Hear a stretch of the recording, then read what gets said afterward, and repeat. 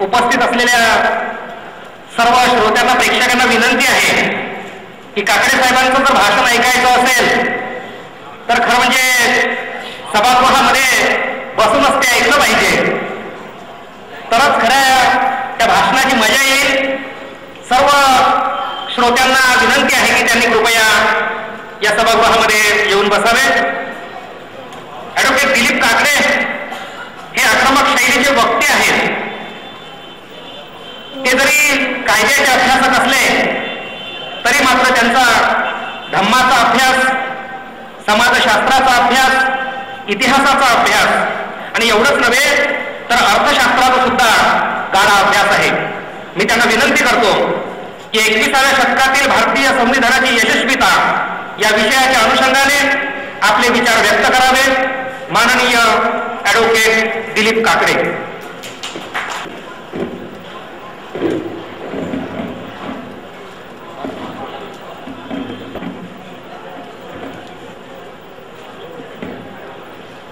तथागत भगवान गौतम बुद्ध, विश्वरत्न बोधिसत्व डॉक्टर बाबासाहेब आंबेडकर, क्रांतीबा फुले संत कबीर, डॉक्टर बाबासाहेब आंबेडकर आणि त्यांच्या 3 महान गुरूंना या ठिकाणी सर्वप्रथम विनम्र अभिवादन करतो. चेतना एज्युकेशन सोसायटी वर्धा, सामाजिक न्याय महासंघ वर्धा आणि प्रजासत्ताक शिक्षक संसद वर्धा यांच्या संयुक्त विद्यमाने द्वितीय संविधान परिषद या ठिकाणी आयोजित करण्यात आलेली आहे. या संविधान परिषदेचे द्वितीय अध्यक्ष आपणा सर्वांच्या परिचयाचे, ज्यांना मी पितृतुल्य गुरुवर्य मानतो असे डॉक्टर यशवंत मनोहर, गेल्या वर्षीच्या कार्यक्रमाचे आणि या वर्षीच्याही कार्यक्रमाचे उद्घाटक. आणि भाषण ऐकताना मला पण भीती वाटायला लागली की म्हटलं IAS ऑफिसर ही ज्या भारतातली सर्वात हायेस्ट पोस्ट आहे तिच्या समोर आगाऊपणा कोणी करू शकत नाही. त्याच्यामुळे आपल्याला आगाऊपणा करता येईल की नाही आता आपल्याला म्हटलं थोडीशी भीती वाटली. ते खोब्रागडे साहेब या ठिकाणी माझ्या अगोदर त्यांनी सांगितलं की मी राजकीय दृष्टिकोनातून भाषण करतो सुद्धा, आणि ते कसं असतं ते आपल्या सगळ्यांना माहीत आहे. आणि आक्रमक भाषणाशिवाय आपल्याला सुद्धा चैन पडत नाही. असे माझ्या अगोदरचे मेश्राम सर, ज्यांच्या या संपूर्ण मला प्रभावित केलेलं आहे, या तिन्ही संस्थांचे फारच प्रभावी केलेलं आहे ते म्हणजे की दिनेशजी सवाई गेल्या वर्षी कार्यक्रम झाल्यापासून की या विचारांची सातत्याने वर्धा जिल्ह्यामध्ये पेरणी कशा पद्धतीने करता येईल याचं वर चिंतन सुरू आहे. आणि याचं माध्यम म्हणून डॉक्टर सिद्धार्थ बुटले आहेत आणि त्यांच्याबरोबर आणि प्रजासत्ताक शिक्षक संसदेचे आपण ज्यांना सर्वेसर्वा म्हणतो ते अरुण कुमार हर्षबोधी यांनी, ज्यांच्या माध्यमातून या ठिकाणी मी आपणा समोर उभा आहे. या विचारमंचावरती उपस्थित असलेले सर्वच मान्यवर आणि या कार्यक्रमाला सभागृहामध्ये असलेल्या सर्वच माझ्या धम्म बंधू आणि भगिनींनो, या प्रसंगी आपणाला सर्वप्रथम मी जय भीम करतो. जय भीम. विषय दिलेला आहे की 21व्या शतकातील भारतीय संविधानाची यशस्वीता, आणि विषयाला धरून बोललं पाहिजे असं मला वाटतं. मी बाकीचं काय बोलणार नाही. 21व्या शतकातील भारतीय संविधानाची यशस्वीता, यामध्ये 21वा शतक हा शब्द आहे, दुसरा भारत हा शब्द आहे आणि तिसरा यशस्वीता हा शब्द आहे. 3 शब्द अतिशय महत्वाचा आहे. खोब्रागडे साहेबांनी आपल्या प्रस्ताविकामध्ये सांगितलं की हे 20व्या शतकामध्ये बनलेलं संविधान आहे आणि चर्चा आपण 21व्या शतकामधली करतोय. फक्त एवढंच बोललं आणि तो विषय त्यांनी तिथं फुल स्टॉप केलेला आहे.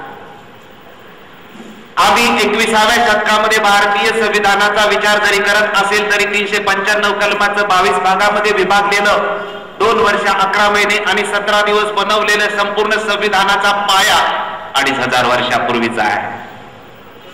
आणि तो स्वातंत्र्य, समता, न्याय, बंधुत्व ही लोकशाहीची 4 मूल्ये, सामाजिक, आर्थिक आणि राजकीय ही लोकशाहीचे 3 पैलू, 4 मूल्य आणि 3 पैलूंच्या आधारे आम्हाला सार्वभौम लोकशाही गणराज्य घडवायचं आहे. या सार्वभौम लोकशाही गणराज्याची संकल्पना 2500 वर्षापूर्वीची आहे, आजची नाही. त्यामुळे रिपब्लिक संकल्पना जगाने घेतली असेल, रिपब्लिकन हा शब्द जरी जगाने घेतला असेल तर जगाचा वेगळा आहे आणि माझ्या बापाने दिलेला तो वेगळा आहे. जगाचा रिपब्लिकन शब्द असेल, त्या जगाच्या रिपब्लिकन शब्दाचा, जगाच्या लोकशाहीचा आणि जगाच्या सगळ्या घटनांचा पाया ग्रीक आणि रोमन तत्वज्ञानाचा आहे. माझ्या बापाने दिलेल्या संविधानाचा पाया मात्र 2500 वर्षापूर्वीच्या तथागत भगवान गौतम बुद्धाचा आहे. म्हणून मी नागपूर विद्यापीठामध्ये हा विषय घेऊन सिद्ध करून अधिकृतपणे भाषण प्रसिद्ध केलेलं आहे की रिपब्लिक हे माझं वेगळं आहे आणि जगाचं वेगळं आहे. लोकशाही ही माझी वेगळी आहे आणि जगाची वेगळी आहे. आणि या जगाला बाबासाहेबांनी दिलेली जी लोकशाही तथागत भगवान गौतम बुद्धाची, ती स्वीकारल्याशिवाय पर्याय नाही. हा स्वाभिमान नाही, हा गर्व नाही आणि जगाने सुद्धा स्वीकारलेलं आहे. चीनने तो सुद्धा स्वीकारलेलं आहे. कारण चीन सुद्धा म्हणतं की जन्माला यायचं असेल तर भारतात या, कारण तो बुद्धाचा देश आहे. चीनमध्ये सुद्धा म्हटलं जातं, जगामध्ये सगळीकडे म्हटलं जातं की युद्ध नको, बुद्ध हवा. जगाला या कोण पाहिजे? बुद्ध आहे. जगात सगळीकडे घटना असल्या तरी जगातल्या प्रत्येक प्रश्नाला उत्तर मात्र फक्त आणि फक्त भारतीय संविधान देतं. कारण स्वातंत्र्य, समता, न्याय, बंधुत्व याचा पाया हा ग्रीक रोमन संस्कृतीमधला पाश्चात्य बेस नाही, तर तो तथागत भगवान गौतम बुद्धाच्या तत्वज्ञानातला आहे. म्हणून भारतीय संविधान हे जगामध्ये सर्वश्रेष्ठ आहे आणि ते चिरंतन आहे. शतकानुशतके ते यशस्वीच आहे. त्याच्या अयशस्वीतेबद्दल विचार करण्याची अजिबात आवश्यकता नाही.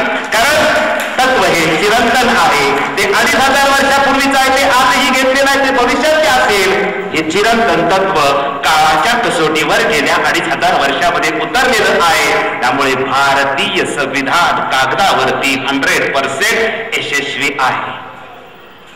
भारतीय संविधान कागदावरती 100% यशस्वी आहे. त्याचं इम्प्लिमेंटेशन करणाऱ्यांचं अपयश असेल, त्या संविधानाच्या अपयशाचा प्रश्न येतोच कुठे रे बाबा.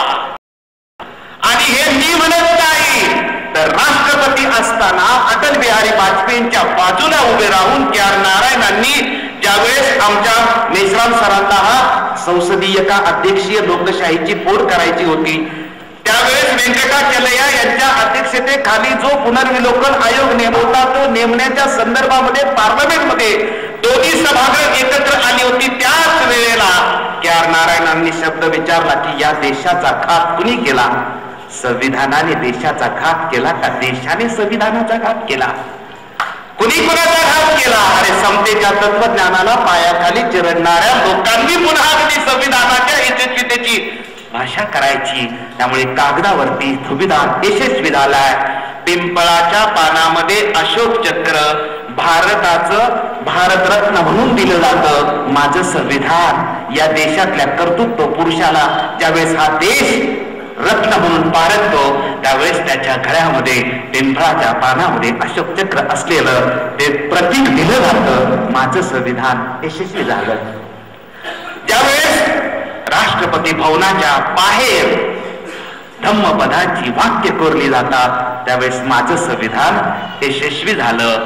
राष्ट्रपती भवनामध्ये बुद्धाचं शिल्प ज्यावेळेस कोरलं जातं मोठं, त्यावेळेस माझं संविधान यशस्वी होतं.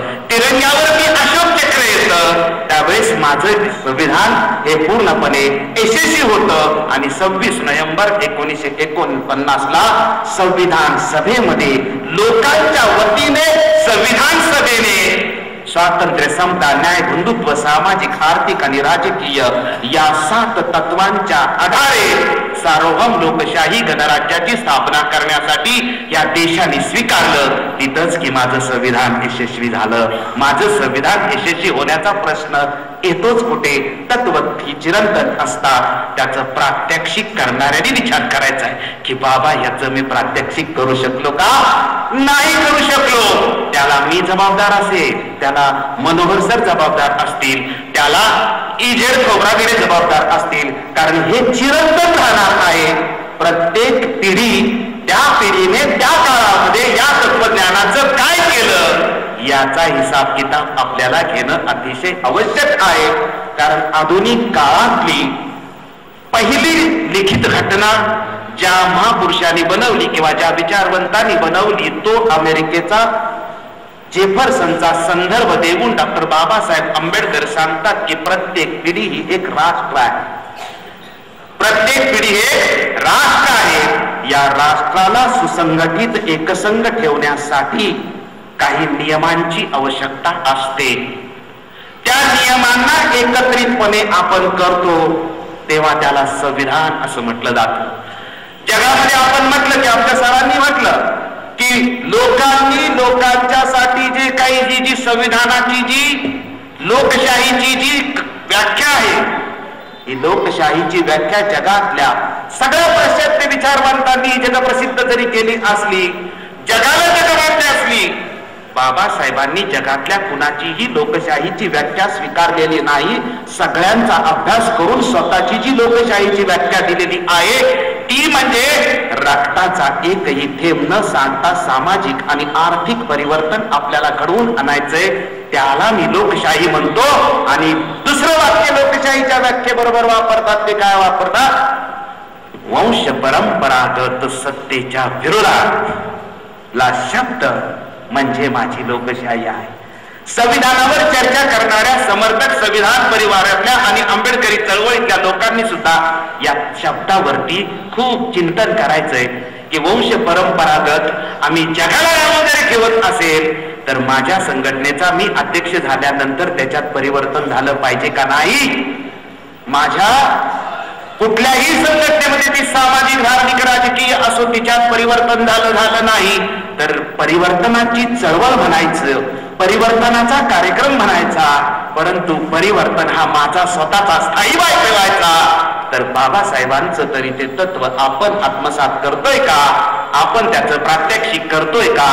कारण संपूर्ण चळवळीमध्ये जर स्थायी भाव हा प्रत्येक ठिकाणी असला, एकदा का अध्यक्ष झाला की मरेपर्यंत जर त्याला सोडायचीच इच्छा जर नसेल तर जगाने आपला घात केलाय का आपणच आपला आत्मघात करून घेतोय याच्यावरती सुद्धा चिंतन करण्याची अतिशय आवश्यकता आहे. त्यामुळे ही लोकशाहीची व्याख्या झाली.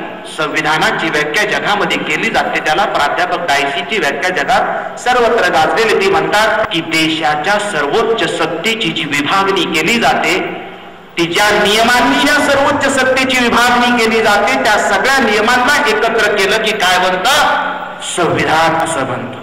त्यामुळे संविधान हे दोन अर्थाने जगामध्ये वापरलं जातं. त्याच्यातला एक अर्थ आहे की त्या देशाची शासन व्यवस्था कशी आहे त्याचं वर्णन केलं जातं संविधानामध्ये, आणि दुसरं या शासन व्यवस्थेमध्ये प्रत्येक संस्था निर्माण करून त्या कशा चालवल्या जातात त्याचा एक नियम सगळे बनवले जातात. त्यामुळे संविधान म्हणजे शासन व्यवस्थेचं निर्णय वर्णन करणे आणि दुसऱ्या बाजूला ही शासन व्यवस्था चालवण्याचे नियम आहेत. आता प्रश्न पुढे मी असा मान यशस्वीतेच्या दृष्टिकोनातून प्रश्न निर्माण केला की संविधानच संपूर्ण सर्वस्वी देशाच्या विकासाला जबाबदार आहे का? संविधानाप्रमाणे सगळे जगातले किंवा या देशातले लोक वागतात का? आणि संविधानाशिवाय या देशाची प्रगती होणार आहे की नाही? संविधान हेच फक्त सर्वोच्च आहे का देशाचं? या घटनाशास्त्राप्रमाणे जर आपण विचार केला तर एकटं संविधान त्याला जबाब असू शकत नाही. 4 घटकांचं मिळून एक घटनात्मक शासन बनत असतं. एका बाजूला संविधानाचे नियम असतात, दुसऱ्या बाजूला संसदेने केलेले कायदे कानून असतात, तिसऱ्या बाजूला संसदेने केलेले कायदे यांचा सुद्धा कायदा आणि नियम बनत असतं, तिसऱ्या बाजूला देशात जी न्याय व्यवस्था आहे या न्याय व्यवस्थेने कायद्याचं जे केलेलं विश्लेषण आहे ते विश्लेषण सुद्धा आपल्याला नियम म्हणून संविधानाला जोडले जातात. त्यामुळे संविधानाला संसदेने केलेले कायदे जोडले जातात, संविधानाला सुप्रीम कोर्ट आणि हायकोर्टाने दिलेल्या जजमेंटचे शेरे जोडले जातात, आणि चौथा अतिशय महत्वाचा घटक म्हणजे प्रत्येक राष्ट्रातली रूढी, परंपरा, संस्कृती या सगळ्या गोष्टी सुद्धा हा चौथा भाग म्हणून त्या देशामध्ये असतो. आणि या चारही गोष्टी संविधान, संसदेचे कायदे, न्यायालयाचं विश्लेषण, रूढी, संस्कृती आणि परंपरा या चारींचं मिळून जे बनतं त्याला घटनात्मक शासन असं म्हटलं जातं. त्यामुळे एकटं संविधान जबाबदार आहे का, तर एकट्याच संविधानाची यशस्वीता म्हणायची असेल तर मी सांगितलं की ते तत्व पूर्णपणे यशस्वी आहे. यशस्वीता बघायची असेल तर 395 कलमाला यशस्वी करण्यासाठी या देशातल्या संसदेने कुठले कायदे केले आणि त्या कायद्याची अंमलबजावणी केले याचा हिसाब किताब तुम्हाला द्यावा लागेल. कारण या देशामध्ये 110 कोटी लोकसंख्येची 5 भागामध्ये विभागणी केलेली आहे. एससी, एसटी, ओबीसी, मायनॉरिटी, अंधन अशी 5 भागामध्ये विभागणी 110 कोटी लोकांची केलेली आहे. या 110 कोटीसाठी गेल्या 50 वर्षात संसदेने कुठले कायदे केले, त्या कायद्यांचा सगळं एकत्रितपणे मायनॉरिटीसाठी किती कायदे झाले, एससी एसटी साठी किती कायदे केले, जनरल लोकांसाठी किती कायदे केले आणि विजयंतीसाठी किती कायदे केले, ओबीसीच्यासाठी किती कायदे केले, या सगळ्यांची तुम्हाला बेरीज केल्याशिवाय, हिसाब किताब विचारल्याशिवाय 16 नोव्हेंबर 1992 मंडल कमिशनचं जजमेंट लागेपर्यंत 52% लोकांना या देशामध्ये संसदेने काय दिलं होतं, संविधानाने सांगितलं 340 कलमाप्रमाणे की तुम्ही या देशातल्या 52% लोकांना द्या. परंतु 1992 सालापर्यंत मात्र त्यांना या देशातल्या लोकसंख्येला काही दिलं ना. हा प्रश्न 50 वर्ष संसदेमध्ये असणाऱ्या, संसदेमध्ये झालेल्या कायद्याच्या नियमामध्ये हिसाब किताबाला आपल्याला विचारला पाहिजे. तो आंबेडकरी चळवळीने या देशामध्ये विचारून मंडलचा प्रश्न हा चर्चेच्या पटलावर आणल्यानंतरच ओबीसीच्या राजकारणाला आणि ओबीसीच्या चर्चेला मोठ्या प्रमाणामध्ये सुरुवात झालेली आहे. पुढचा प्रश्न असा आहे की हे जे घटक आहेत या संपूर्ण घटकामध्ये जर आपण संसदेचं जर विश्लेषण करायचं असेल तर संसदेचं विश्लेषण करत असताना या देशातला एससी एसटी हा एक वर्ग आहे. ओबीसी मी थोडक्यात बोललो, पण मी सर्वात जास्त मुद्दा जो तुमच्या समोर मांडणार आहे तो एससी एसटीच्या दृष्टिकोनातून आणि त्याच्याही पुढे मी जास्त वेळ तुमचा जो घेणार आहे तो फक्त वर्तमान काळामध्ये जो समाजात खेड्यापाड्यामध्ये जो अन्याय अत्याचार गेल्या 4 ते 5 मोठ्या प्रमाणामध्ये आहे, मी त्याच्यावरच वेळ तुमचा जास्त घेणार आहे. कारण जगातली कुठलीही परिषद असू द्या, जगातला कुठलाही व्याख्यानाचा कार्यक्रम असू द्या, तो कार्यक्रमच मुळी वर्तमान काळातल्या प्रश्नावरती असणं आवश्यक असतं. इतिहास हा चांगलाच असतो, इतिहासातून फक्त प्रेरणा घ्यायची असते, पण ज्याला वर्तमान काळातले प्रश्नच कळत नाहीत त्यांनी मार्गदर्शन करायचं नसतं. ज्याला वर्तमान काळातल्या समाजात काय नेमकं चाललंय, त्या समाजाचे नेमके प्रश्न काय आहेत, तो मार्गदर्शन नेमकं करणार का? ऐकायला आलेला जो समाज आहे त्याला की चाललेल्या परिस्थितीवर कुणीतरी काहीतरी मार्गदर्शन करेल या दृष्टिकोनात तो ऐकायला आलेला असतो. तुम्ही म्हटला की बाबासाहेब खूप श्रेष्ठ होते, शूर होते, हे त्यालाही माहिती आहे, मलाही माहिती आहे, पण त्या बाबासाहेबांनी दिलेलं जे तत्वज्ञान आहे, कार्य, याची प्रेरणा घेऊन वर्तमान काळातला प्रश्न मी कसा सोडवतोय याला अतिशय महत्व आहे. वर्तमान काळातल्या प्रश्नाला मी उत्तर काय देतोय याला अतिशय महत्व आहे. कारण मी 395 कलमाचं सुंदर तुमच्या समोर वर्णन करू शकतो, कारण मी LLB झालो, LLM झालो, PhD करतोय सगळ्याप्रमाणे आणि गेली 20 वर्षे संविधानावरच भाषण करत असल्यामुळे संविधान किती श्रेष्ठ आहे हे वेगवेगळ्या पैलूतून सांगू शकतो. परंतु या संविधान किती जरी श्रेष्ठ असलं तरी वर्तमान काळात मात्र माझ्या समाजावर आणि संविधानकर्त्या, संविधानाच्या शिल्पकाराच्या समाजावरती जर अन्याय अत्याचार होत असेल, नग्नखंडी जर निघत असत्याल, त्या अजून जर चालू असतील तर तो माझा प्रायोरिटीचा पहिला प्रश्न आहे.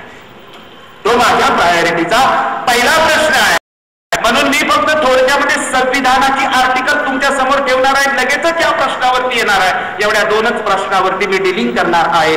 बाकी संविधान किती श्रेष्ठ आहे हे सांगण्याची गरज नाही, कारण माझा बाप आणि माझ्या बापाच्या आजा याच्याशिवाय या जगात दुसरं कोणी माझ्या दृष्टिकोनातून आणि समतेचं तत्वज्ञान प्रस्थापित करण्यासाठी जगात दुसरा कोणी निर्माण काय झाला, त्याचे किती गुण गायले तरी कमीच की आहेत. त्याच्यामुळे वर्तमान काळातला प्रश्न काय आहे फक्त मी तुम्हाला सांगणार आहे, पण त्याच्या अगोदर संविधान काय आहे आणि संविधान कसं वाचलं पाहिजे हे फक्त तुम्हाला माहिती असलं पाहिजे. सामान्य माणसाला संविधान म्हणजे मोठी काय अवघड गोष्ट नसते. आणि तुम्हाला संविधान समजावून घ्यायचं असेल तर संविधानातला 3रा आणि 4था एवढे 2च धडे समजावून घ्यायचे, बाकी समजावून काहीही घेण्याची आवश्यकता नाही. जे आर्टिकल 12 पासून ते 36 पर्यंत मूलभूत हक्क आहेत आणि आर्टिकल 36 पासून ते 50 पर्यंत मार्गदर्शक तत्व आहे आणि जास्तीत जास्त 51व आर्टिकल जर तुम्हाला बघायचं असेल तर ती तुमची कर्तव्य आहे. आणि याच्या पुढे जर पुढचं संविधान आर्टिकल 52 पासून जर तुम्हाला बघायचं असेल तर 52 पासून जे जे अनुच्छेद सांगितलेले आहेत ते 51 आर्टिकलांचं प्रात्यक्षिक कसं करायचं त्याच्यासाठी पुढचं सगळं संविधान आहे. मग ते केंद्राची सर्वोच्च न्याय व्यवस्था असेल, राज्याची आणि केंद्राच्या ज्या ऍडमिनिस्ट्रेशन आणि इम्प्लिमेंटेशन आणि त्याच्यामध्ये इलेक्शन कमिशन, इमर्जन्सी असे काही कलम आहेत. हे बाकी 50 कलमाचं इम्प्लिमेंटेशन करण्यासाठी त्या 50 कलमामध्ये सुद्धा 36 ते 50 जे आर्टिकल आहेत या आर्टिकलांना कायदेशीर तुम्हाला चॅलेंज करता येत नाही. त्यामुळे समजून तुम्हाला काय घ्यायचंय तर समजून फक्त 12 पासून ते 35 पर्यंतची आर्टिकल तुम्हाला समजून घ्यायची. ती समजलं की संविधान समजलं, ते समजलं की मला नेमकं काय करायचंय हे सुद्धा समजू शकतं. मी थोडक्यामध्ये तुमच्या समोर ही क्रोनॉलॉजी ठेवणार आहे कारण हा बेस आपल्या जवळ असणं अतिशय गरजेचं आहे. त्यामध्ये आर्टिकल 12 मध्ये मूलभूत हक्काची व्याख्या केलेली आहे की मूलभूत हक्क म्हणजे काय. आर्टिकल 13 मध्ये कायद्याची क्रांती आहे.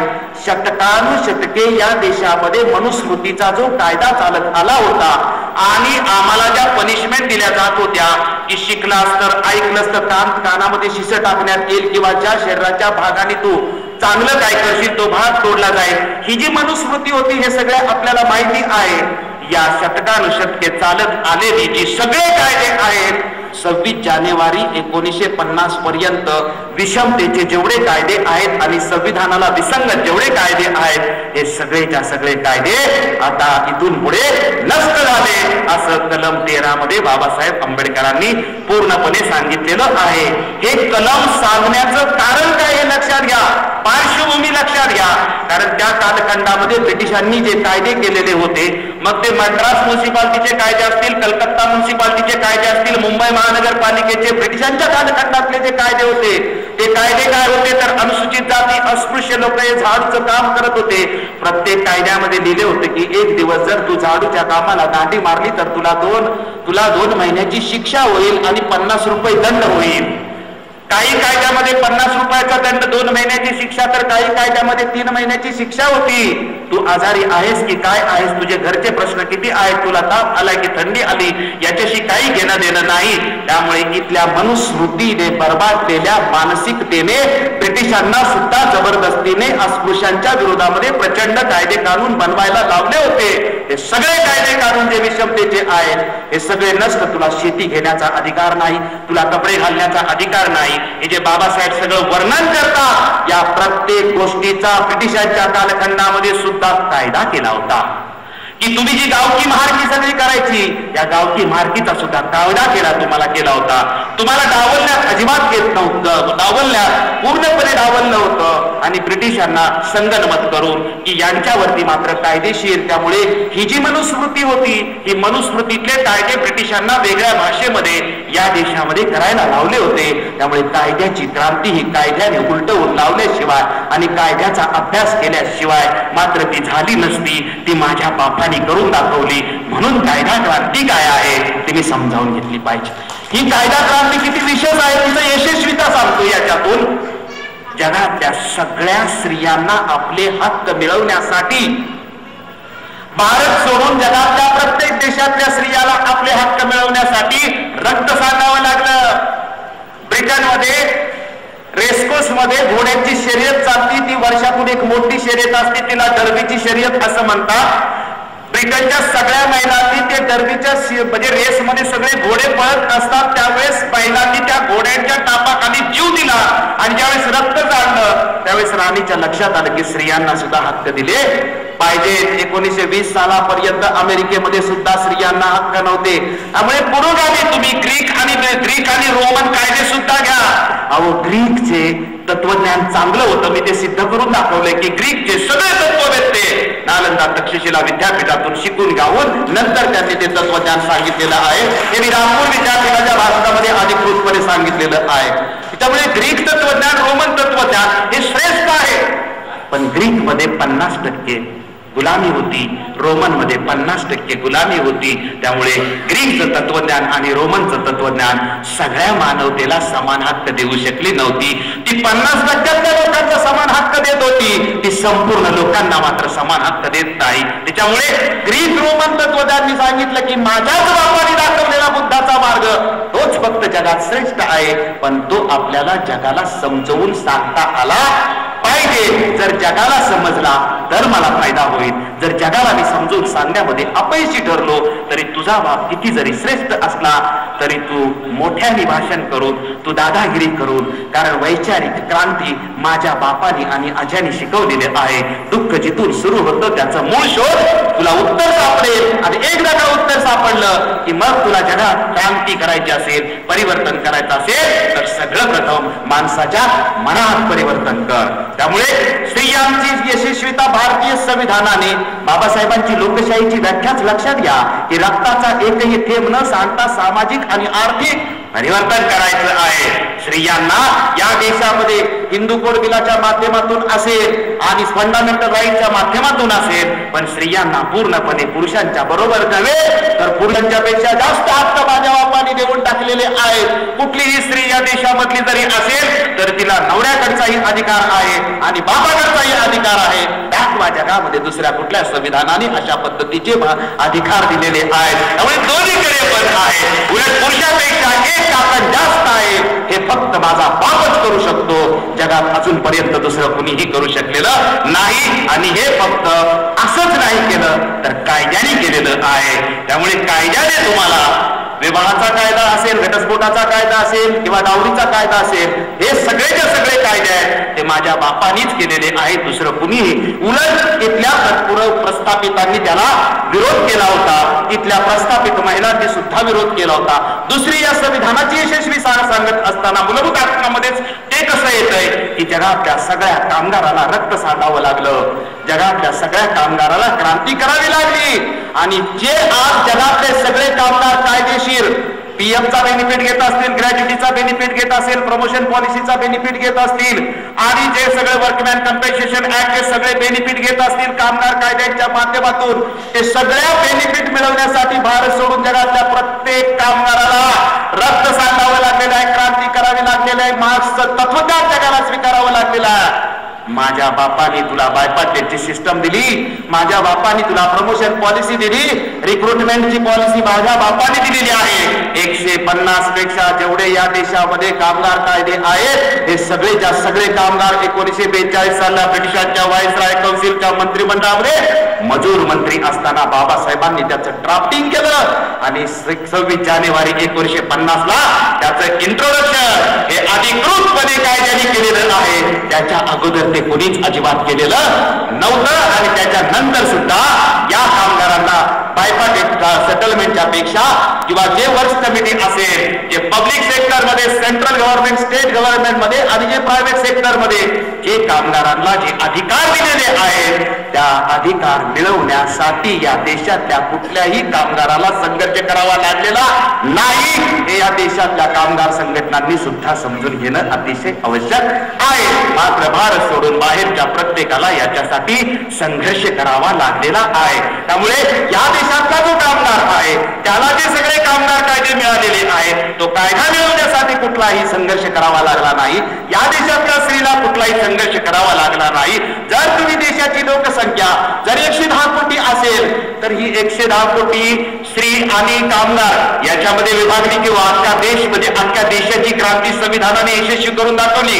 असा कोणी म्हणू शकतो का की मी कामगार नाही? IAS ऑफिसर असेल तरी तो कामगार आहे आणि शिपाई असला तरी तो कामगारच आहे ना. प्रत्येक जण पोटासाठी काम करतोय ना, त्याच्यानंतरचा प्रश्न वेगळा आहे. परंतु IAS ऑफिसरला सुद्धा कामगार म्हणून सरकारचा नोकर म्हणूनच काम करावं लागतं आणि बाकीच्यांना फक्त पदांचं वेगवेगळं असेल. परंतु ही सगळी जी मेहरबानी आहे मला काहीच संदेश न करता मिळाली म्हणून मला त्याचं कदाचित महत्व कळत नसेल. हे मी महत्व जगाला समजावून सांगणं आवश्यक आहे की ही संविधानाची यशस्वी क्रांती कशी आहे. त्यामुळे कायद्याची क्रांती जी बाबासाहेब आंबेडकरांनी करून दिली मला फक्त एवढंच सांगायचंय की संविधानाचा मूलभूत हक्क आहे की संविधानाच्या विरगत आणि विसंगत जे काय असेल ते या कलमाने काढून टाकलं. आर्टिकल 14 टाकलं, इक्वॅलिटी बिफोर लॉ म्हणजे समानता कायद्यासमोर. तो राष्ट्रपती असेल तो कुठल्याही पदावरती असेल तर या देशातला नागरिक म्हणून ज्यावेळेस तो येतो त्यावेळेस सर्वांना सारखाच कायदा असला पाहिजे. 15वं कलम त्याच्या पुढे जातं. जे बाबासाहेब आंबेडकरांनी 1919च्या साऊथ ब्युरो कमिशन पासून ते बाबासाहेब आंबेडकरांनी 1946च्या क्रिप्स कमिशन पर्यंत जेवढ्या मागण्या केल्या होत्या त्या सगळ्या मागण्यांचा सार बघितला तर त्या सारामधला अंश म्हणजे बाबासाहेबांनी या देशाला 12 पासून 50 पर्यंत दिलेली मूलभूत हक्क आहे. ते मी तुम्हाला सांगतोय की 14वं कलम संपल्यानंतर 15वं कलम आहे की there should not be discrimination on the basis of race, religion, caste, sex and place of birth म्हणजे कुठलेही जात पात धर्म पंथ लिंग भाषा आणि जन्मस्थान याच्यावरून या देशामध्ये कुणालाही कुठेही भेदभाव करता अजिबात येणार नाही. किती तत्व चांगलं आहे पण तत्व आणि प्रात्यक्षिकाची या देशात कधी सांगड घातली गेलेली नाही याचं स्पष्टीकरण करून आपल्याला घेणं आवश्यक आहे. 16वं कलम आहे इक्वॅलिटी इन एम्प्लॉयमेंट म्हणजे जगामध्ये तुम्ही भारतामध्ये कुठल्याही ठिकाणी central government state government service कुठल्याही प्रकारच्या असू द्या परंतु त्या ठिकाणी ज्यावेळी सर्व्हिसच्या ठिकाणी जाल तिथं कुठल्याही प्रकारचा आर्टिकल 15 मध्ये सांगितलेला कुठलाही भेद तिथं होणार अजिबात नाही. कुठल्याच कारणाने भेद तुम्हाला करता येणार नाही. आणि जगातलं सर्वश्रेष्ठ आर्टिकल जे आहे आणि आंबेडकरी चळवळीच्या दृष्टिकोनातून जे आर्टिकल आहे ते फंडामेंटल राईट्स मध्ये 17वं आर्टिकल आहे. त्याला 2च शब्दामध्ये टाकलेलं आहे की अबॉलिशन ऑफ अनटचेबिलिटी. अस्पृश्यता या देशामधून कायद्याच्या दृष्टिकोनातून नष्ट करण्यात आलेली आहे. परंतु अस्पृश्यता फक्त संविधानात कायद्यावरच नष्ट झाली. प्रात्यक्षिक मात्र आता प्रचंड मोठ्या प्रमाणात वाढायला लागलेलं आहे. त्याची मानसिकता मात्र बदलली नाही. याच मुद्द्यावरती मी जास्त बोलणार आहे. ही आर्टिकल तुम्हाला सांगितल्या नंतर या आर्टिकल वरतीच मी फक्त जास्त बोलणार आहे. पण ही आर्टिकल काय तर संविधान म्हणजे लय अवघड आहे. जसं खोब्रागडे साहेबांनी म्हटलं किंवा आमच्या सूत्रसंचालकांनी म्हटलं की लोकांचा गैरसमज आहे की राज्यशास्त्र घटनातज्ञ आणि यांनीच फक्त संविधानावर बोलायला पाहिजे बोलायचं बाकीच्या कुणी बोलायचं नाही. तर सगळ्यांनी बोलायचं पण काय बोलायचं याचा अभ्यास न करता मात्र अजिबात बोलायचं नाही. काहीतरी बोलायचं म्हणून अजिबात बोलायचं नाही. आणि जनरल बोलल्यानंतर दिशा कुठली मिळेल. जनरल 2-2 तास जरी बोललं आणि विषयावर नाही बोललं तर त्या बोलण्याचा अर्थ तरी काय. काहीतरी बोलायचं म्हणून बोललं तर मात्र या देशाच्या जगाला कुटुंबाला कुणालाच अजिबात हे मिळू शकत नाही. आम्ही खोब्रागडे साहेबांच्या एका शब्दावरती म्हणजे मी स्वाभिमानाने असं म्हणेन की खोब्रागडे साहेब म्हणतात की काम याचं केलं की चांगला म्हणतोय त्याचं केलं की वाईट म्हणतोय. जगातला प्रत्येक माणूस 100% चांगला पण नाही साहेब आणि 100% वाईट पण नाही. हे निसर्गाचं तत्व आहे की जगातला कुठलाच माणूस 100% चांगला नाही आणि 100% वेडा नाही तर तो चांगला पण आहे आणि तो वाईट पण आहे. चांगल्या आणि वाईटांचं मिश्रण म्हणजे जगातला माणूसच नव्हे तर जगातली सगळी सजीव आणि निर्जीव गोष्ट आहे. या जगात कुठलीही गोष्ट सजीव आणि निर्जीव आणि माणूस घ्या त्याच्यामध्ये चांगलं पण आहे आणि वाईट पण आहे. या जगामध्ये 100% चांगलं काहीच नाही आणि 100% वाईट काहीच नाही. जे 100% चांगलं असतं त्याला बुद्ध म्हणतात, त्याला बाबासाहेब म्हणतात. बाकी कुणीच 100% अजिबात चांगलं असू शकत नाही. फक्त महापुरुष आणि तो पण बुद्ध आणि बाबासाहेब 100% समतेचं तत्वज्ञान मानवाच्या कल्याणासाठी प्रस्थापित करतो. तो माणसांच्या पलीकडे जातो, सजीव निर्जीवांच्या पलीकडे जातो आणि सजीव निर्जीव आणि जसं मनोहर सर सांगतात की बहुजन नाही की सर्वांचा विकास जसा बुद्ध सांगतात तशा पद्धतीने ते बुद्ध आहेत. तेच फक्त चांगले असू शकतात. मी कशाला घाबरायचं. आपण म्हणतो ना खोब्रागडे साहेब मी सगळ्यांना सांगत असतो की मी चांगल्याला चांगला आणि वाईटाला वाईट. हे निसर्गाचं तत्व आहे की मी चांगल्याला चांगलाच असला पाहिजे आणि मी वाईटाला वाईटच असलं पाहिजे. सेल्फ डिफेन्स हा जगामध्ये सगळ्या कायद्यांनी तत्वज्ञानाने सगळ्यांनी स्वीकारलेला शब्द आहे. मलाच कुणी मारायला आला तर मला त्याला मारण्याशिवाय अजिबात गत्यंतर नाही, कारण मी त्याला मारला नाही तर तो मला मारून टाकेल. हा सेल्फ डिफेन्स जगातल्या प्रत्येक क्रिमिनल प्रोसिजर कोड मध्ये किंवा IPC मध्ये भारतातल्या येतच असतो. त्यामुळे अबॉलिशन आहे. 18व्या कलमामध्ये सांगण्यात आलेलं आहे की या देशामध्ये कुणालाही कुठल्याही पदव्या अवॉर्ड वगैरे देता येणार नाही, तर विद्याविषयक आणि मिलिटरी मधल्या हे फक्त शासनानेच करायचं. गौरव कुणाचाही काही करून काहीही पदव्या कुणालाही देता येणार नाही, परंतु हे पाळलं जाते का बघा. उठसूट सगळ्या संघटना किती पदकं आणि किती रिवॉर्ड आणि किती अवॉर्ड देतात. संविधान मी पाळतो का? ज्याने संविधानाचं समर्थन करायचं त्यांनी तरी याचं चिंतन प्रथम करणं आवश्यक आहे की नाही. जो म्हणतो की संविधान जगाने पाळलं पाहिजे, अरे जगाने संविधान पाळलं पाहिजे हे मान्य आहे ना, पण तुझं काय? तू म्हणतो जगाने पाळलं पाहिजे पण मी नाही. प्रथम आपण सगळ्या आंबेडकरी चळवळीतल्या लोकांनी एक संकल्प केला पाहिजे की आपण सगळेच बाबासाहेबांच्या प्रेरणेने पछाडलेलो आहे. प्रत्येक जण काम करतोय, कोऑर्डिनेशन नाही. आणि कोऑर्डिनेशन यशस्वी न होण्याचं एकच कारण आहे की खोब्रागडे साहेब म्हणतात की आमचे IAS ऑफिसर सगळी शासनाची कामं करतात. आम्ही सगळं म्हणतो की पुस्तकाच्या माध्यमातून आम्ही सगळं प्रबोधन करतोय. प्रत्येक जण या आंबेडकरी चळवळीतला चांगलेच कार्य करतोय, तो झपाटलेला आहे. फक्त खोब्रागडे साहेब आपल्या सगळ्यांचं कोऑर्डिनेशन असलायचे, त्याच्यामुळे कुणाचंच काम वाईट नाही, सगळ्यांचं काम चांगलं आहे. एकमेकावरती टीका केल्यामुळे अजून समाज विस्कळीत होतोय. आपण कुणावरती टीका जाहीरपणे करणं हा संकल्प या परिषदेमध्ये करणं अतिशय आवश्यक आहे की आपल्या एकमेकाच्या चुका चार भिंतीच्या आतमध्ये आपण केल्या पाहिजे. तिथं माझ्या कांतारात करा, मी मान्य करून घेईन, पण जाहीर जर कुणाचा अपमान आणि टीका जर झाली तर ती मात्र कधीच कुणाला कधी मान्य होऊ शकत नाही. मग तो विरोधासाठी विरोध, तुझं कार्य किती खोब्रागडे साहेब चांगलं जरी असलं तरी मला त्या दिवशी अपमानकारक बोलला नव्हता ना, बघून घेतो. त्याच्यामुळे आपण आंबेडकरी चळवळीने एवढा एकच 1760 गट असू द्या, काही चिंता करण्याची अजिबात आवश्यकता नाही. फक्त कुणी कुणावर टीका करू नका, तो माझा आहे. जसं वामनदादांनी म्हटलेलं आहे की दोघांच्या गावात अंतर जरी आहे, किती शब्द महत्वाचे आहे, दोघांच्या गावात अंतर जरी आहे तरी माझा खांदेकरी तू आणि तुझा खांदेकरी मीच आहे. त्याच्यामुळे आपण दोघे कितीही लाभ केलो तरी आपल्याला एकमेकाचा खांदा द्यायचा आहे. या जगात तुझा खांदा द्यायला माझ्याशिवाय दुसरा कुणी येऊ शकत नाही. त्याच्यामुळे ठीक आहे, तुला आता माझं पटत नाही, आपण घरात बघू, पण जाहीर एकमेकावरती टीका करायची नाही. एवढं जरी पाळलं तरी फार सुरुवातीला अतिशय चांगलं होईल. आर्टिकल 19 तुम्हाला सगळ्या प्रकारचं स्वातंत्र्य देतं, भाषणाचं स्वातंत्र्य देतं, लिहिण्याचं स्वातंत्र्य देतं, या देशामध्ये कुठेही फिरण्याचं स्वातंत्र्य देतं, व्यवसायाचं स्वातंत्र्य देतं, उद्योगाचं स्वातंत्र्य देतं. 6 प्रकारचे स्वातंत्र्य दिलेले आहेत, परंतु त्याला मर्यादा सुद्धा दिलेल्या आहे.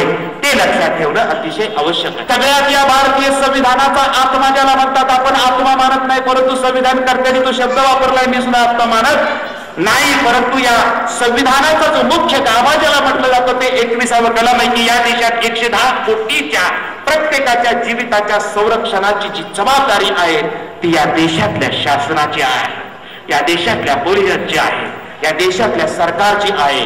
माझ्या जीविताच्या संरक्षणाची जबाबदारी ही संविधानाने, माझ्या बापाने सांगितले की या देशातल्या प्रत्येकाच्या संरक्षणाची जीवाची जबाबदारी शासनाची आहे. तरीही माझ्या खेड्यापाड्यामध्ये माझ्या समाजाच्या कत्तली चाललेल्या आहेत. याच्यावरती मला चिंतन अवश्य करणं अतिशय आवश्यक आहे.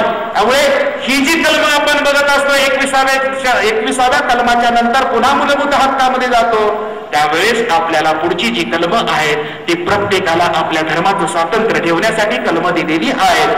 तुम्ही तुमचा धर्म जगा, या देशामध्ये अनेक धर्म असले तरी प्रत्येकाला धर्माचं स्वातंत्र्य आहे, परंतु उंबऱ्याच्या बाहेर मात्र त्याने यायचं नाही आणि एकमेकाचा द्वेष मात्र त्याने करायचा नाही. त्यामुळे जे स्वातंत्र्य दिलेलं आहे ते काय दिलेलं आहे, प्रत्येक धर्माला आणि प्रत्येक अल्पसंख्याकांना सुद्धा मूलभूत हक्क दिलेले आहेत की तुम्ही अल्पसंख्याक म्हणजे विशिष्ट असा एक समाज नव्हे, तर महाराष्ट्रातला समाज हा बिहारमध्ये अल्पसंख्याक होतो आणि बिहारी लोक हे महाराष्ट्रामध्ये अल्पसंख्याक होतो भारतीय संविधान तत्वाप्रमाणे, की तिथं तुम्ही जर ते भाषिक किंवा लँग्वेजच्या दृष्टिकोनातून अल्पसंख्याक असेल, स्टेटच्या दृष्टिकोनातून अल्पसंख्याक असेल, संविधान आपण समजून घेतलं पाहिजे, तर त्याला त्याच्या भाषेतलं शिक्षण संस्था काढण्याचा अधिकार आहे. समाजाचं संरक्षण करण्याचा त्याला पूर्णपणे भारतीय संविधानाने अधिकार दिलेला आहे. हे सगळे मूलभूत हक्क जर तुझे चॅलेंज केले गेले की मला इकडे मिळाली नाही, माझं डिस्क्रिमिनेशन झालं, तर आर्टिकल 32 या देशाच्या संविधानामध्ये एवढं सुंदर दिलेलं आहे की 32च्या आर्टिकल प्रमाणे तुम्हाला सर्वोच्च न्यायालयामध्ये शासनाच्या विरोधात की शासनाने माझं संरक्षण केलं नाही, शासनाच्या विरोधात तुम्हाला केस करता येते. सुप्रीम हायकोर्टमध्ये करायचे असेल तर 226 आर्टिकल प्रमाणे तुम्हाला हायकोर्टामध्ये चॅलेंज करता येतं आणि आर्टिकल 32 प्रमाणे तुम्हाला या देशामध्ये सर्वोच्च न्यायालयामध्ये जाता येतं. आर्टिकल 35 शेवटचं जे महत्वाचं आहे ते काय आहे की हे सगळे मूलभूत हक्क यशस्वी करण्यासाठी तुम्हाला जेवढे कायदे करावे लागतील ते सगळे कायदे करण्याचा अधिकार संसदेला दिलेला आहे. ते अनटचेबल यशस्वी करायचे कायदे बनवा, इक्वॅलिटी बनवायचे कायदे बनवा, सगळे पुढे डिस्क्रिमिनेशन होता कामा नये कायदे बनवा. हे सगळे कायदे बनवायचे आर्टिकल 35 प्रमाणे तुम्हाला अधिकार दिलेले आहेत.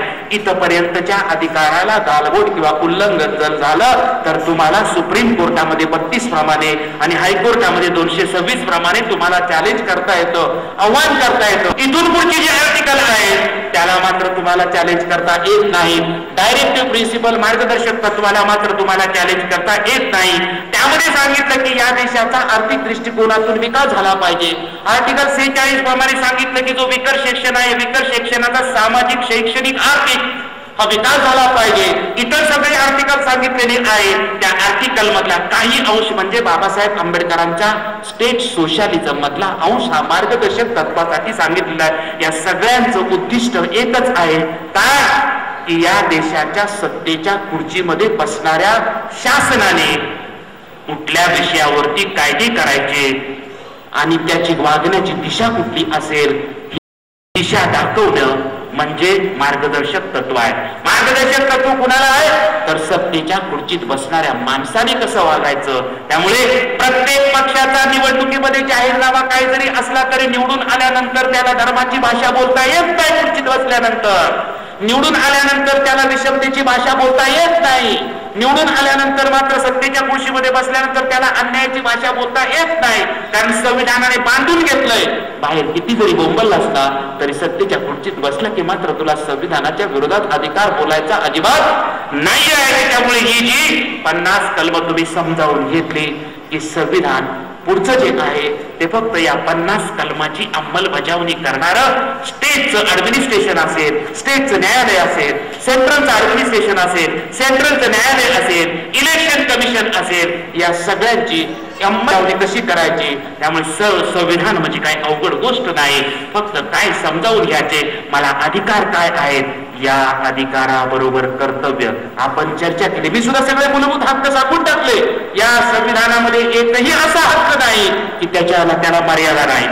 प्रत्येक हक्काला मर्यादा आहे, प्रत्येक हक्काला कर्तव्य आहे. म्हणून स्वातंत्र्याची जी व्याख्या आहे ती प्रत्येक नागरिकाने समजून घेतली पाहिजे. आणि आंबेडकरी चळवळीमधल्या तरी हक्क अधिक कर्तव्य बरोबर स्वातंत्र्य बनतं.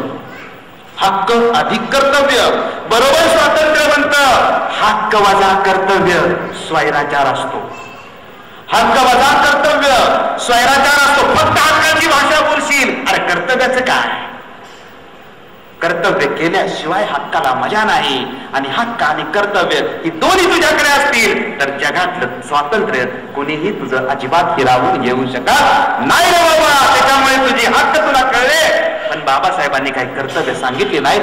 जगातलं कुठलंही संविधान काढा आणि भारताचं संविधान घ्या. इक्वॅलिटी बिफोर लॉ सांगितली, तुला भाषण करण्याचा अधिकार दिला. समाज व्यवस्थेमध्ये अशांतता करण्याचं भाषण नाही करायचं. तुला लिहिण्याचा अधिकार दिला. दुसऱ्याची बदनामी करण्याचा अधिकार तुला अजिबात लिहिण्याचा दिलेला नाही. तुला धंदा करण्याचा अधिकार दिलाय. माणसं मारायची व औषध जेव्हा माणसं मारण्याचा तुला कुठलाही धंदा अजिबात व्यवसाय कुठलाही वाईट करता येणार नाही. त्याच्यामुळे प्रत्येक जो हक्क बाबासाहेबांनी दिलेला आहे त्या हक्काच्या बरोबर लिमिटेशन्स त्याला म्हणतात, मर्यादा त्याला म्हणतात, कर्तव्य त्याला म्हणतात. हे हक्क अधिक कर्तव्य आहे की मला हक्क मिळाले पाहिजे शिक्षणाचा, मान्य आहे. पण तुला शिक्षणाचा हक्क मिळण्यासाठी तुझं काय कर्तव्य आहे हे मात्र तू समजून घेतलं पाहिजे. फक्त हक्काची भाषा जर बोलला तर स्वैराचार असतो आंबेडकर चळवळीमध्ये दुर्दैवाने आपल्याला असं म्हणावं लागेल की आपण हक्काची भाषा बोलतोय, परंतु आपण कर्तव्य आपलं नेमकं काय आहे हे सुद्धा आपण समजावून घेतलं आणि दोघांची सांगड घातली की मग स्वातंत्र्य तुमचं कुणीही अजिबात हिरावून घेऊ शकत नाही. संविधान इथपर्यंत तुम्हाला मी समजावून म्हणजे ह्याच्यामध्ये सगळं आलं आणि मी फक्त थोडक्यात वेळेचं भान ठेवून सांगतो आणि तुमच्या पुढे वर्तमान काळातला प्रश्न अगदी एक 5 ते 10 मिनिटाच्या मध्ये मांडण्याचा मी प्रयत्न करतो आणि इथं थांबण्याचा प्रयत्न करणार आहे. तो प्रश्न आहे म्हणजे आर्टिकल 17च्या आधारे अनटचॅबिलिटी अबॉल्युशन. आणि बाबासाहेब आंबेडकरांनी जे काही संघर्ष बाबासाहेब आंबेडकरांनी 1918-19च्या साऊथ ब्युरो कमिशन पासून केला तो 1956 सालापर्यंत केलेला आहे. त्याचं मी धावतं वर्णन तुमच्या समोर करणार आहे. त्याची आवश्यकता आहे, फक्त मी तुम्हाला क्रोनॉलॉजी सांगणार आहे. का तर भारतामध्ये ब्रिटिशांची सत्ता 1600 सालापासून ते 1950 सालापर्यंत म्हणजे ईस्ट इंडिया कंपनीच्या स्थापनेपासून ते 1950 सालापर्यंत 350 वर्षे होती. या ईस्ट इंडिया कंपनीने या देशामध्ये न्याय व्यवस्था निर्माण केली होती, ऍडमिनिस्ट्रेशन निर्माण केली होती. फक्त यांना या देशामध्ये लोकांना कळलं आम्ही गुलामीत आहे. तेवढा गुलामीचा संघर्ष, स्वातंत्र्याचा संघर्ष 150 वर्ष म्हणतात, पण 1857चं बंड आणि ईस्ट इंडिया कंपनीचा इतिहास विसरू शकत नाही. 19व्या शतकामध्ये ज्यावेळेस इथं स्वातंत्र्याचा संघर्ष झाला त्यावेळेस ब्रिटिशांनी या देशाला स्वातंत्र्य देण्याचं मान्य एका अटीवर केलं की ज्या वेळेस तुमचं संविधान बनेल त्यावेळेस आम्ही तुम्हाला स्वातंत्र्य देऊ. हे संविधान भारताचे स्वतंत्र भारताचे संविधान बनवण्याची जी प्रक्रिया आहे ती खऱ्या अर्थाने 1909च्या मोर्लेमेंटो किंवा मॉन्टेग्यू चेम्सफोर्डच्या सुधारणेपासून सुरू होते. दुसऱ्या टप्प्यापासून बाबासाहेब त्याच्यात सामील होता. बाबासाहेबांचं सामाजिक जीवनामध्ये, सार्वजनिक जीवनामध्ये पहिलं पाऊल पडतं ते स्वतंत्र भारताचं संविधान बनवण्यासाठी ज्यावेळेस साऊथ ब्युरोची कमिटी येते आणि त्या साऊथ ब्युरोच्या कमिटीमध्ये डॉक्टर बाबासाहेब आंबेडकरांनी आपलं निवेदन दिलं आणि आपली साक्ष दिलेली आहे. ती पहिली साक्ष सार्वजनिक जीवनामधले साऊथ ब्युरो कमिटी पासून बाबासाहेबांनी जी मेमोरंडम आणि साक्ष दिलेली आहे ती बाबासाहेब आंबेडकरांच्या ज्या मागण्या आहेत या मागण्यांचा अभ्यास आपण शेवटपर्यंत केला पाहिजे. तो 1956 पर्यंत आपण जातोय, परंतु साऊथ ब्युरो पासून ज्या मागण्या केलेल्या आहेत त्या मागण्यांचं उद्दिष्ट काय होतं?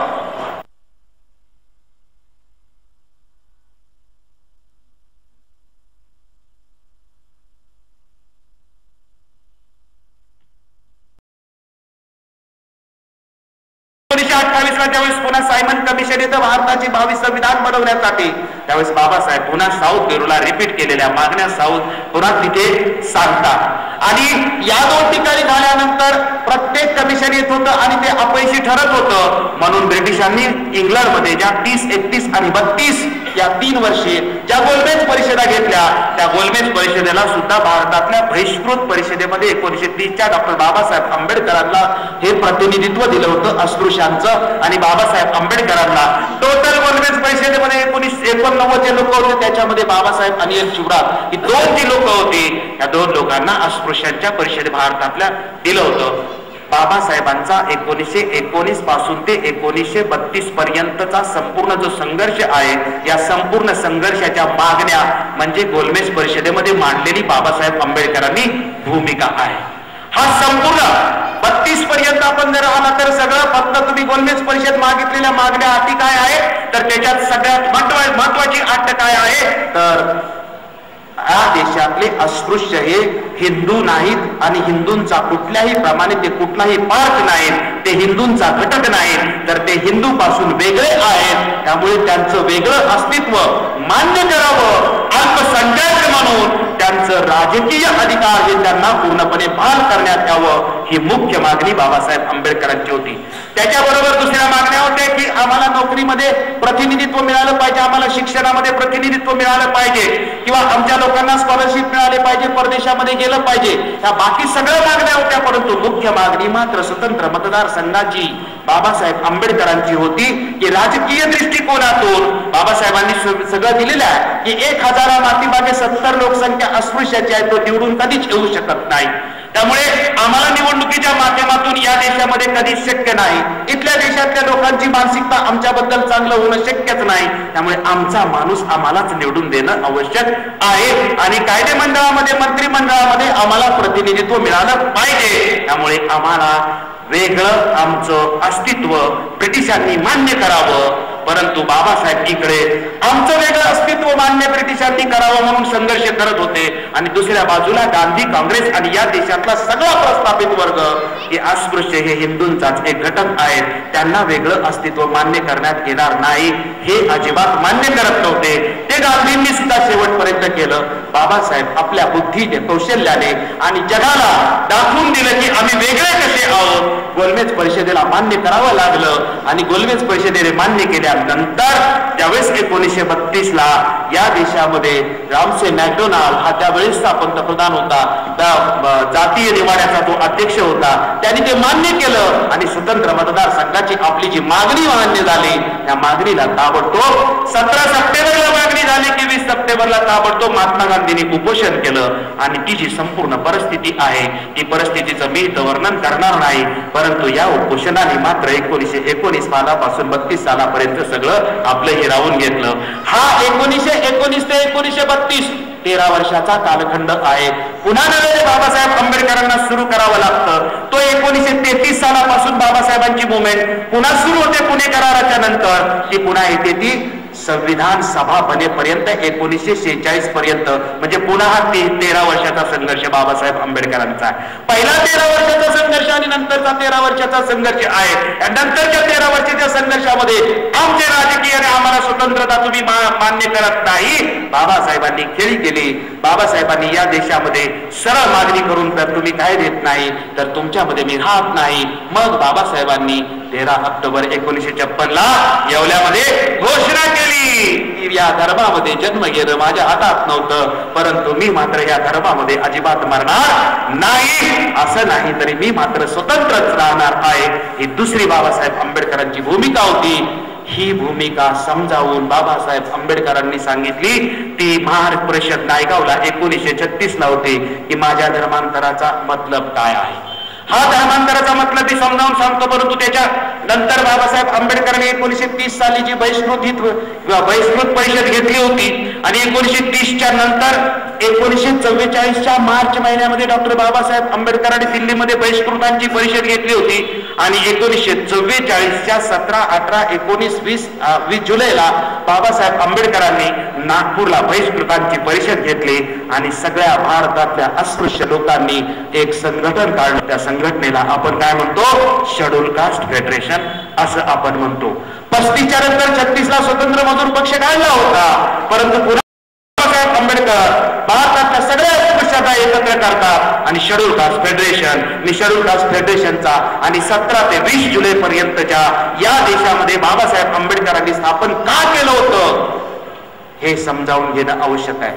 पण 19 पासून 32 पर्यंतचा संघर्ष पाहायचा असेल तर गोलमेज परिषदेला दिलेल्या मागण्या हा सगळ्या बाबासाहेबांच्या मागण्या काय होत्या आणि 33 पासून जर तुम्हाला 46 पर्यंत जर बघायचं असेल तर बाबासाहेबांनी नागपूर मुक्कामी बहिष्कृतांच्या परिषदेत शेड्यूल कास्ट फेडरेशनची स्थापना करून 42च्या नंतर पुढे आमचं कार्य काय असणार या देशातल्या अस्पृश्यासाठी त्याचे जे सगळे ठराव केलेले आहेत या सगळ्या ठरावाचा आपल्याला अभ्यास करावा लागेल. ही 2 डॉक्युमेंट आपण अभ्यास केली तर या दोन्ही डॉक्युमेंट मध्ये काय सांगितलेलं आहे की या मागण्यांनी हे ठराव करतोय हे स्वतंत्र भारताच्या संविधानामध्ये तुम्ही टाकलं तर ते संविधान आम्हाला मान्य करू, नाहीतर आम्ही हे संविधान मान्य करणार नाही. पहिल्या 13 वर्षाच्या मागणीमधली मुख्य मागणी स्वतंत्र मतदारसंघाची होती आणि दुसऱ्या 13 वर्षाच्या मागणीमध्ये जी मुख्य मागणी आलेली आहे ती कुठली मुख्य मागणी आलेली आहे, सेपरेट सेटलमेंटची मुख्य मागणी आलेली आहे आणि या मुद्द्यावरती मी थोडंसं स्पष्टीकरण देऊन थांबणार आहे.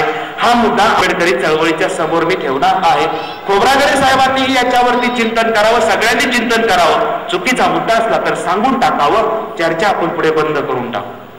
ती या दृष्टीने चर्चा आपण बंद करून टाकू की 1942च्या नागपूर मुक्कामीची चर्चा झाली. त्या नागपूर मुक्कामीची चर्चा त्यानंतर बाबासाहेब आंबेडकरांनी 1936च्या महार परिषदेमध्ये अस्पृश्य धर्मांतराचं उद्दिष्ट जे सांगितलेलं आहे आणि या सगळ्या मागण्या कशासाठी याचं वेळोवेळी जे स्पष्टीकरण दिलेलं आहे त्या सगळ्या स्पष्टीकरणाचा एकच मुद्दा आहे, आमचं संरक्षण.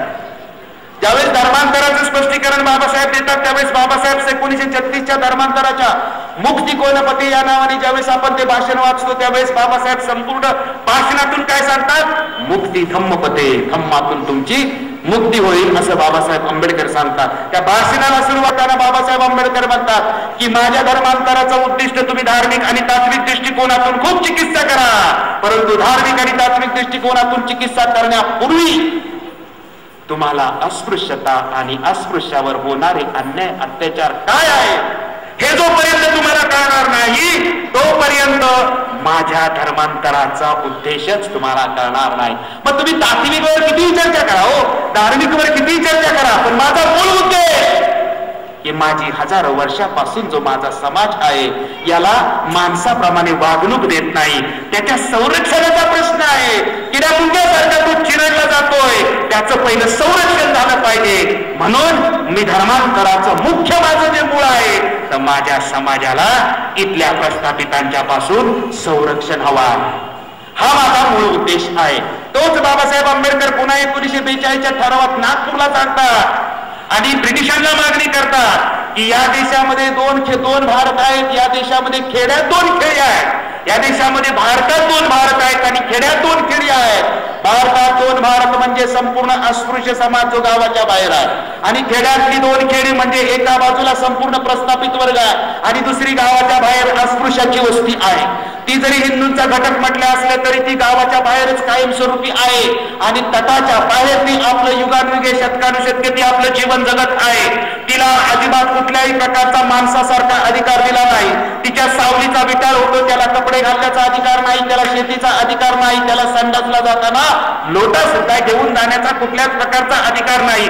अशी ही युगानुयुगे जगणारी जी माझा समाज आहे या समाजासाठी मी संघर्ष करतोय, परंतु तो संघर्ष केला तरी सुद्धा इथलं कोणीही त्याला ऐकायला तयार नाही. म्हणून आम्ही या कन्क्लुजन मध्ये भारतातले सगळे अस्पृश्य आलेलो आहे काय तर आमचं पुनर्वसन झालं पाहिजे. खोब्रागडे साहेबांनी IAS लॉबीमध्ये हा विषय मांडावा, हा विषय एक तर खारीज करावा, नाहीतर या विषयाचं काय ते जाहीरपणे दिलीप ठाकरे म्हणतोय ते चुकीचं आहे हे सुद्धा त्यांना जाहीर करण्याचा पूर्णपणे अधिकार आहे. त्यामुळे माझा मुद्दा काय आहे तर बाबासाहेब आंबेडकरांनी 1942 साली जो सेपरेट सेटलमेंटचा मुद्दा सांगितलेला आहे तो सेपरेट सेटलमेंटचा मुद्दा सांगण्याचं बाबासाहेब काय म्हणतात तर युगानुयुगे शतकानुशतके जी अन्याय अत्याचाराची मालिका जी सुरू आहे त्या मालिकेचं बाबासाहेब वर्णन करतात. ते वर्णन मालिकेचं एवढं भयानक आहे. मद्रास गव्हर्नमेंटनी जे अस्पृश्यांच्या वरती होणारे अत्याचार होते ते मद्रास गव्हर्नमेंटचा रिपोर्ट ब्रिटिशांच्या समोर ठेवतात. 134 प्रकारचे अत्याचार महाराष्ट्र मुंबई प्रांतामधला मुंबई प्रांताचा ब्रिटिशांच्या समोर ठेवतात की अस्पृश्यांचे 102 प्रकारचे अत्याचार आपल्याला फक्त पुस्तकातून 10-12 प्रकारचे बघायला मिळतील, परंतु 134 प्रत्येक प्रांतातल्या ब्रिटिश सरकारने अस्पृश्यावरती होणारे जे अन्याय अत्याचार आहेत या सगळ्या अन्याय अत्याचाराचा अधिकृतपणे सरकारी अहवाल मांडून सांगतात याच्यातून माझा माणूस वाचला पाहिजे, याच्यातून माझा माणूस वाचला पाहिजे. आणि माझा माणूस वाचण्यासाठी आम्ही सगळे प्रयत्न केले. आम्ही या देशातल्या व्यवस्थेला समजावून सांगितलं की आम्हाला माणसाप्रमाणे वागवा, परंतु ते काय वागवायला तयार नाही. आणि या धर्माचं जे तत्वज्ञान आहे ते मात्र आम्हाला समतेची वागणूक कधीच देणार नाही. जोपर्यंत हा धर्म जिवंत आहे तोपर्यंत आमचा छळ आहे. 1936च्या भाषणामध्ये बाबासाहेब आंबेडकर नायगावच्या महार परिषदेमध्ये स्पष्ट म्हणतात की माझ्या अगोदर पण अस्पृश्यावरती अन्याय अत्याचार होत होते, माझ्या कालखंडामध्ये पण अस्पृश्यावर अन्याय अत्याचार होत आहेत, माझ्या नंतर सुद्धा अन्याय अत्याचार होणार आहे. अस्पृश्यांच्या वरच्या अन्याय अत्याचाराची मालिका या देशामध्ये कधीच थांबू शकत नाही. त्याचं बाबासाहेब स्वतः स्पष्टीकरण देतात. बाबासाहेब म्हणतात की या देशातली खेडी म्हणजे जातीची संस्थानं आहेत, जातीचा उगम आणि जातीचा विकास हा खेड्यामध्ये होता. म्हणून बाबासाहेब स्वतंत्र मजूर पक्षाच्या माध्यमातून ग्राम पुनर्रचनेची सुद्धा त्यांनी भाषा बाबासाहेब आंबेडकर जर माझ्या हातात सत्ता आली तर मी या खेड्यांना शहरामध्ये रूपांतरित करीन आणि ही व्यवस्थाच मला पूर्णपणे बदलायची आहे. त्यामुळे जोपर्यंत खेड म्हणजे काय आहे तर खेड म्हणजे बजवतपुरी आहे, ही जातीची संस्थानं आहेत. इथून माझ्या समाजाला कुठल्याही प्रकारचा न्याय मिळण्याची शक्यता नाही आणि न्याय मिळाला नाही तर दुसरा मुद्दा सांगतात की या समाजावर अन्याय अत्याचार करण्याचा जो बाबासाहेब आंबेडकरांनी दुसरा मुद्दा ब्रिटिशांच्या समोर ठेवतात आणि जो ब्रिटिशांनी कधीच ऐकला नाही तो म्हणजे बहिष्काराचा मुद्दा, की या समाजावर युगानुयुगे बहिष्कार करतात. बहिष्कार हे फाशीच्या हत्यारापेक्षा सुद्धा भयानक हत्यार आहे. बहिष्कार हे जगात आजपर्यंत बाबासाहेब आंबेडकर म्हणतात की जगात आजपर्यंत एवढं वाईट हत्यार या जगात दुसरं कुठलं अजूनपर्यंत तरी निर्माण झालं नाही. हे बहिष्कार आमच्या समाजावर टाकतात. हे बहिष्कार टाकलं की गावामध्ये यायचं नाही, हे बहिष्कार टाकले की आम्हाला दुकानामध्ये जाता येत नाही, आम्हाला गिरणीमध्ये पीठ चक्कीमध्ये पीठ आम्हाला मिळणार नाही. गावाने आमच्यावर सामाजिक आर्थिक सर्व अर्थाने आमच्यावर बहिष्कार टाकला की आमचं काहीच याच्या पुढे अजिबात चालत शकतच अजिबात नाही. त्यामुळे हे जे बहिष्काराचं जे शस्त्र ते उपसतात. आम्ही थोडी जरी समानतेची भाषा केली की लगेच बहिष्काराचं शस्त्र उपसतात. म्हणून ब्रिटिशांना हे सगळं वर्णन हृदय द्रावक वर्णन बाबासाहेब आंबेडकर बहिष्काराचं करतात आणि सांगतात की बहिष्कार हा गुन्हा मानला पाहिजे. बहिष्कार हा कायदा बहिष्कारावरती करा आणि 7 वर्षापर्यंतची शिक्षा जाहीर करा. बहिष्काराची धमकी दिली तरी त्याला शिक्षा द्या, बहिष्कार टाकला तरी त्या संपूर्ण गावाला शिक्षा द्या, बहिष्काराची भाषा करेल त्याला द्या. पण बाबासाहेबांची ही मागणी संविधानामध्ये सुद्धा मान्य झाली नाही. बाबासाहेबांची ही मागणी ब्रिटिशांनी सुद्धा मान्य केलेली नाही, कारण दुसऱ्या बाजूला प्रस्थापित वर्ग आहे. त्यामुळे आजही आपल्यावरती गावोगावी बहिष्कार मोठ्या प्रमाणामध्ये चालू आहे. नग्न दिंडी काढल्या जात आहेत. काल शिंदेगावचं प्रकरण मी तर गेल्या 1 वर्षभरामध्ये रोज आपला पेपर वाचतो आणि मला 2 तास काय सुचतच नाही. रोज पेपर वाचतोय, 2 तास काय सुचतच नाही. आमचे सगळे म्हणतात की अरे आपण चळवळ करतोय, काम करतोय, सगळं करतोय. अरे तुझी चळवळ करतोय, काम करतोय हे मान्य आहे मला, मी पण करतोय, तू पण करतोय, सगळेच आपण चळवळ करतोय. अरे आउटपुट झिरो आहे ना, हे आउटपुट झिरो आहे ना. कारण शिंदे गावातल्या गावचं प्रकरण घ्या, अगदी ताजं उदाहरण बाकीची देण्याची गरज नाही. त्यांनी 2 मुलींना आपल्या नग्न धिंड काढले, अत्याचार केला हे सगळ्या जगाला माहित आहे. ते सगळे आरोपी फरार झाले आणि ज्यावेळेस त्यांना औरंगाबादच्या कोर्टामधून ज्यावेळेस त्यांना अटकपूर्व जामीन मिळतो, अख्खं गाव त्यांची वाजत गाजत गावातून मिरवणूक काढतं. 21व्या शतकामध्ये संविधानाचं विडंबन नाही का होईल? 21व्या शतकामध्ये माणुसकीचं विडंबन नाही का? पण याचं त्यांना काहीच वाटत नाही. त्यांनी खैरलांजी केली तर गावोगावी खैरलांजी करू म्हणून सांगितलं. वहागावमध्ये कराडच्या बाजूला साताऱ्याच्या जिल्ह्यामध्ये वहागाव म्हणून एक गाव आहे. जुलैमध्ये घडलेली घटना आहे. 70 गावाची वस्ती आपली, त्या गावामध्ये 70 बौद्ध वस्ती होती. पाऊस भरून पडतोय, 700 लोकांनी काठ्या कुऱ्हाडी आणि मूळ सगळी हाताला मिळेल ती शस्त्र अख्ख्या पावसामध्ये रात्रभर माझी बौद्ध वस्ती नेस्तनाबूत करून टाकली, घर सगळी पाडून टाकली. आणि दुसऱ्या दिवशी आजूबाजूच्या 4 गावामधल्या महिलांनी सांगितलं अट्रॉसिटी लावाल मोर्चा काढू. काही घडलं नाही, काही घडलं नाही. मी तुमच्या समोर मुद्दा ठेवतोय तो कुठल्या दृष्टिकोनातून? इथल्या प्रस्थापितावर टीका करण्याच्या दृष्टिकोनातून नाही, इथल्या शासनावरती टीका करण्याच्या दृष्टिकोनातून नाही, तर आम्हाला याच्यातून न्याय पाहिजे या दृष्टिकोनातून. याला साक्षी इथला आयएस ऑफिसर आहे, कारण इथं टीका म्हणून कुणी घेऊ नये किंवा वेगळ्या अर्थाने हे भाषण आपण अजिबात घ्यायचं नाही. मुद्दा माझा असा आहे की जे चालत आलेले अन्याय अत्याचार आहेत गेल्या 5 वर्षामध्ये जर हे शासन म्हणत असेल अन्याय अत्याचार वाढलेले आहेत, मी त्याचं निवेदन देऊ इच्छितो. पण मी निवेदन देण्याच्या अगोदर या देशाने निवेदन दिलेलं आहे. 1950 पासून 2008 सालापर्यंत तुम्ही SC/ST कमिशनचे सगळे रिपोर्ट वाचले, रिपोर्टच वाचू शकत नाही सगळा, कारण एका प्रसंगाचं वर्णन असं भयानक आहे. तुम्ही संपूर्ण रिपोर्टच वाचू शकत नाही. आणि माणसांचे तुकडे करून करून आंध्र प्रदेशामध्ये टाकून दिलेले आहेत. तिथल्या SC/ST आणि अस्पृश्याचं जीवन. संविधान आलं तरी त्याच्या डोक्यातल्या विषमतेच्या तत्वज्ञानाचा किडा मात्र त्याच्या डोक्यातला गेला. तो वळवळतोय त्याच्या डोक्यामध्ये, तो काय तो सोडायला अजिबात तयार नाही. त्यामुळे संविधान आलं तर संविधानाच्या माध्यमातून अबॉलिशन ऑफ अनटचेबिलिटी बाबासाहेबांनी कायदा केला 1955 साली. आता हा ऍडमिनिस्ट्रेशनचा विषय आहे आणि या विषयावरती समाज कल्याण खात्याने जास्त बोलायला पाहिजे, कारण त्याच्या तो अखत्यारीतला विषय आहे. कारण या शासनामध्ये अॅट्रॉसिटी ऍक्टच्या कायद्यात शासकीय मानसिकता सुद्धा निर्माण होऊ शकते. मी अनेक ऍडिशनल एसपी आणि एसपीच्या बरोबर गेल्या 5-6 वर्षामध्ये मी स्वतः चर्चा केली. माझाच अधिकारी म्हणतो, अहो काकडे साहेब, आपली लोक अॅट्रॉसिटीचा चुकीचा म्हणजे वापर करतात की नाही, मिसयूज करतात की नाही. कायदा SC ST लोकांनी बनवायला सांगितला नव्हता. या देशामध्ये अन्याय अत्याचाराची सीमा झाली म्हणून सरकारला तो बनवावाच लागला.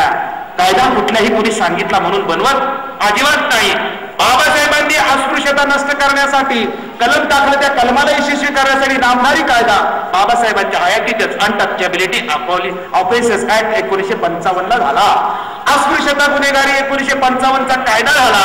या कायद्यातली पनिशमेंट एवढी काय हार्श नव्हती. त्याच्यामुळे हा कायदा जरी झाला तरी अस्पृश्याला गावात वस्तीमध्ये येऊन मारलं आणि पोलीस स्टेशनला तक्रार केली तरी 500 रुपयापर्यंत दंड केला की याच्या पुढे काय भांडू नका म्हटलं की पुन्हा लायसन त्याला मिळत होतं. याच्यावरती मागण्या केल्या की तुझा कायदा अस्पृश्यता नष्ट करू शकत नाही, नग्नदिंडी थांबवू शकत नाही, माणसांचे तुकडे तुकडे करण्यासाठी थांबवू शकत नाही, अन्याय अत्याचार कुठलाही अजिबात थांबवू शकत नाही. दरवर्षी राष्ट्रपतीला सादर होणारा, संसदेला सादर होणारा SC ST कमिशनचा रिपोर्ट आम्ही वाचू शकत नाही. एवढा भयानक आहे तो. बाबासाहेबांच्या जन्मशताब्दीमध्ये एवढा भयानक झाला होता. कांशीराम होते, बुटा सिंग होते, रामविलास पासवान होते आणि पार्लमेंट मधल्या 119 खासदारांना तो रिपोर्ट वाचले ना. एवढं भयानक भारतामध्ये अन्याय अत्याचार झाले, सगळे सुन्न झाले आणि सगळे खासदार राष्ट्रपती व्यंकटरमणला या विषयावर चर्चा करायला गेले. काय घडलं? राष्ट्रपती व्यंकटरमणनी चर्चा करण्यासाठी नकार दिला. तुम्ही माझी अपॉइंटमेंट घेऊन आला नाही, त्याच्यामुळे परत जावा. आणि सगळे आमदार खासदार खाली मान घालून परत आलेले होते. काय घडतंय? आपण याच्या सगळ्या विषयाचे चिंतन करणं अतिशय आवश्यक होतं. राष्ट्रपतीला सुद्धा देशामध्ये अन्याय अत्याचाराचा विषय घेऊन आम्ही बोला. 119 खासदार येतात पण राष्ट्रपतींनी नकार दिला तर एकही खासदार काहीच करू शकत नाही. कारण हे काय आहेत? हे संयुक्त मतदारसंघातले आपापल्या पक्षातले आहेत. हे पक्ष जो सांगेल तसं वागावं लागतं. शेड्यूल कास्ट आणि शेड्यूल ट्राईबच्या कुठल्याही गोष्टीबद्दल अरे पार्लमेंट मध्ये बोलायचा तुला अधिकारच नाही, कारण तुझ्या पक्षाची ती भूमिकाच नाही. त्याच्यामुळे फक्त मतासाठी माझ्या सभेमध्ये येऊन फक्त तेवढं तू बोलू शकतोस, पण तिथं गेला की पक्षाच्या प्रमाणे तुला बोलावं लागतं. त्याच्यामुळे बाबासाहेबांनी जरी पुणे कराराच्या माध्यमातून स्वतंत्र मतदारसंघ गेले होते तरी पुणे करारावर निषेध करण्याच्या ऐवजी स्वतंत्र मतदारसंघाची चळवळ बाबासाहेब आंबेडकरांनी शेवटपर्यंत केली होती. ती करणे आवश्यक आहे. तुम्ही निषेध केला तर निषेध करणं ही योग्य गोष्ट आहे का? चिंतन करा.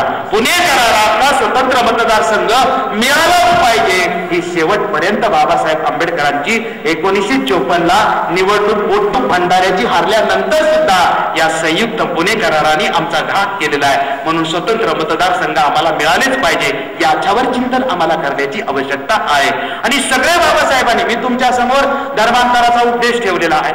मी तुमच्या समोर 1955 साली अस्पृश्यता गुन्हेगारी कायदा मुद्दा ठेवला. या कायद्यामध्ये म्हणजे या कायद्यातच किती अन्याय अत्याचार घडला हे सिद्ध होतं. कारण या कायद्याची अमेंडमेंट पुन्हा 1975 साली झाली आणि 1976 साल्यापासून याच्यामध्ये थोडासा बदल करून इम्प्लिमेंट झाली. त्याला प्रोटेक्शन ऑफ सिव्हिल राईट असं म्हणतात. प्रोटेक्शन ऑफ सिव्हिल राईट 1976ला सुरू झाला. यानेही अन्याय अत्याचारामध्ये काही फरक पडत नाही. म्हणून पुन्हा 1989ला SC ST atrocity act, prevention of atrocity act हा निर्माण झाला आणि त्याच्यामध्ये सांगितलं की केस रजिस्टर झाली की त्याला बेल मिळणार नाही, ताबडतोब अटक होईल. त्यावेळी शिक्षा ताबडतोब कठीण करण्यात आली. ज्या क्षणी तो कायदा पास झाला त्या क्षणापासून, आता हा ऍडमिनिस्ट्रेशनचा प्रश्न किती आहे तो बघा, त्या क्षणापासून या देशातले पक्ष विरोध करायला लागले, या देशामध्ये संघटना विरोध करायला लागला, या देशामध्ये महाराष्ट्र शासनाच्या ऍडमिनिस्ट्रेशनची मानसिकता बनायला लागली, पोलीस डिपार्टमेंटची मानसिकता बनायला लागली. कुठपर्यंत मानसिकता गेली? अॅट्रॉसिटी ऍक्ट रद्द करण्यासाठी संघटना स्थापन झाली आणि अॅट्रॉसिटी ऍक्ट रद्द करण्यासाठी पक्ष स्थापन झाला. इथपर्यंत ही मानसिकता गेली. एका बाजूला अॅट्रॉसिटी ऍक्टच्या विरोधामध्ये आणि दुसऱ्या बाजूला रमाबाई असेल, खैरलांजी असेल, अन्याय अत्याचार असेल, प्रत्येक गावामध्ये रोजच मी बातमी वाचतोय आणि अन्याय अत्याचार झाला तरी इजर खोब्रागडे काही करू शकत नाही, दिलीप काकडे काही करू शकत नाही, कुणीच या देशामध्ये काही करू शकत नाही. त्याला कारण काय आहे तर बाबासाहेबांच्या संविधानाची आम्ही म्हणतो प्रगती झाली, आमची प्रगती झाली. पण मी रत्नागिरी गायकवाडांच्या सभेमध्ये किंवा त्यांनाही सांगितलं होतं, IAS ऑफिसरला पण सांगितलं होतं आणि गवई साहेबांच्या समोर सुद्धा सांगितलं होतं साहित्य संमेलनाच्या अध्यक्षपदावरून की तुम्ही राज्यपाल झाला, तुम्ही खासदार झाला, तुम्ही आमदार झाला, तुम्ही IAS ऑफिसर झाला, तुम्ही नगरसेवक झाला, तुम्ही मंत्री झाला, तुम्ही आमदार झाला, तुम्ही समाजाचं काय झालं? ही सगळी व्यक्तिगत प्रगती आहे. समाजाला काय मिळालं? समाजाचा अन्याय अत्याचार थांबवू शकला का? समाजाच्या अन्याय अत्याचाराची ग्रॅव्हिटी तरी तुम्ही कमी करू शकला का?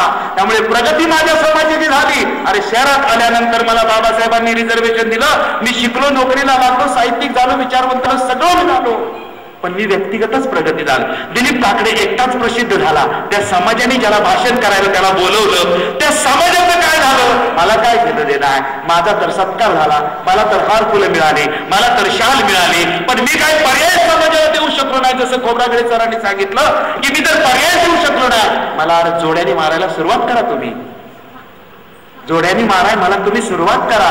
कारण जो मार्गदर्शक समाजाला वर्तमान काळातल्या प्रश्नाची उत्तरच देऊ शकत नाही तर मग त्याला मार्गदर्शक म्हणता अजिबात येणार नाही. मार्गदर्शक म्हणता येणार त्याला वर्तमान काळातले प्रश्नच कळत नाही, त्याने बोलायचं नाही, त्याने मार्गदर्शन करायचं नाही. मी म्हटलं मी जे काय बोललो, मी जे काय लिहिलं, मी जे बोलतो ते अगोदर लिहितो, प्रकाशित करतो आणि नंतरच बोलतो. ते माझं योग्य आहे की अयोग्य आहे हे पहिलं सांगा.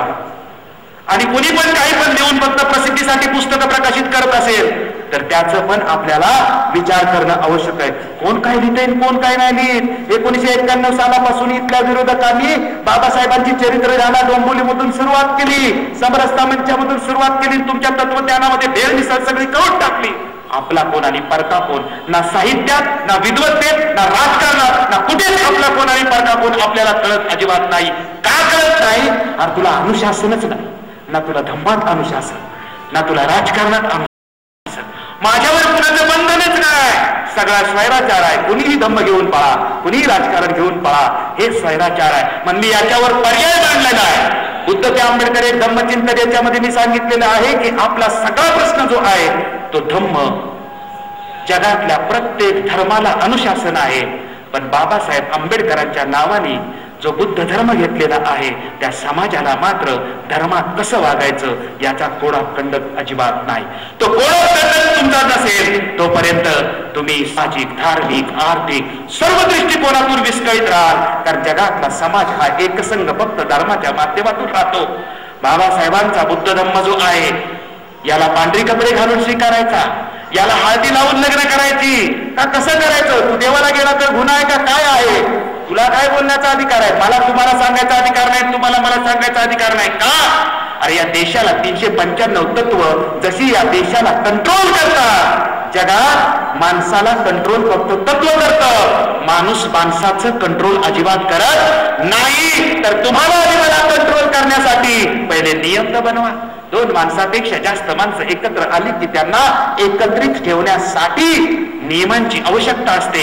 मी पहिल्यांदाच वाक्य वापरलं, प्रत्येक पिढी एक राष्ट्र असतं पण त्या राष्ट्राला सुसंघटित ठेवण्यासाठी नियम बनवावे लागतात. तसा बाबासाहेब घेतला, बाबासाहेबांचा बुद्धिझम घेतला. बाबा बुद्धाने जो बुद्धिझम दिला त्याला विनय पिटक होता. बाबासाहेबांच्या बुद्धिझमला विनय पिटक तुम्ही निर्माण करा आणि तिथून तुमची सुरुवात होईल. धम्माच्या क्रांतीला प्रारंभ करा. अजून तो झालेला नाही, पण तो विषय इथं नाही, तो मी पुस्तकातून पूर्णपणे मांडलेला आहे. त्यामुळे मी इथं जो मुद्दा मांडलेला आहे तो सेपरेट सेटलमेंटचा मुद्दा मांडलेला आहे. बाबासाहेब आंबेडकरांनी धर्मांतराच्या भाषणातून सांगितलं की आमचा प्रश्न सुरक्षिततेचा आहे. बाबासाहेब आंबेडकरांनी सांगितलं की या देशातले जोपर्यंत हिंदू तत्वज्ञान आहे आणि हिंदू धर्म आहे तोपर्यंत आमच्यावरती अन्याय अत्याचार कमी होणार नाही. कारण त्यांची मानसिकता बदलू शकत नाही, कारण ते चातुर्वर्ण्य समाज अमान्य करू शकत नाही. त्यामुळे आम्हाला या देशामध्ये समता मिळत नाही आणि 6000 जातीमधल्या 5999 जाती तुझ्या संरक्षणाला येणार नाही. तू बहुजन म्हणून किती जरी म्हटला तरी तुझ्यावर ज्यावेळेस अन्याय अत्याचार बौद्ध वस्तीवरती होतो त्यावेळेस सगळं बहुजन बाजूला जातात आणि ते काय म्हणतात, तुम्ही बौद्ध आहे, तुम्ही कशाला हिंदू लोकांना शिव्या देता, कशाला गुरुवार, तुम्ही बौद्ध आहे त्याच्यामुळे तुमचं तुम्ही बघून घ्या. बाबासाहेब स्पष्ट सांगतात की 6000 मधल्या 5999 जाती तुझ्या मदतीला येणार नाहीत. आल्या का कधी मदतीला आपल्या बाजूबाजूच्या? एवढे अन्याय अत्याचार आल्या का? बाबासाहेब आंबेडकरांनी सांगितलंय. त्याच्यामुळे बाबासाहेब आंबेडकर ब्रिटिशांना वारंवार सांगत होते आणि शेवटचा पर्याय सांगितला की आम्हाला सेपरेट सेटलमेंट. आपल्या समाजाला बाबासाहेब सांगतात की तुमचं पुनर्वसन करून घ्या. योजना बनवली पुनर्वसनाची.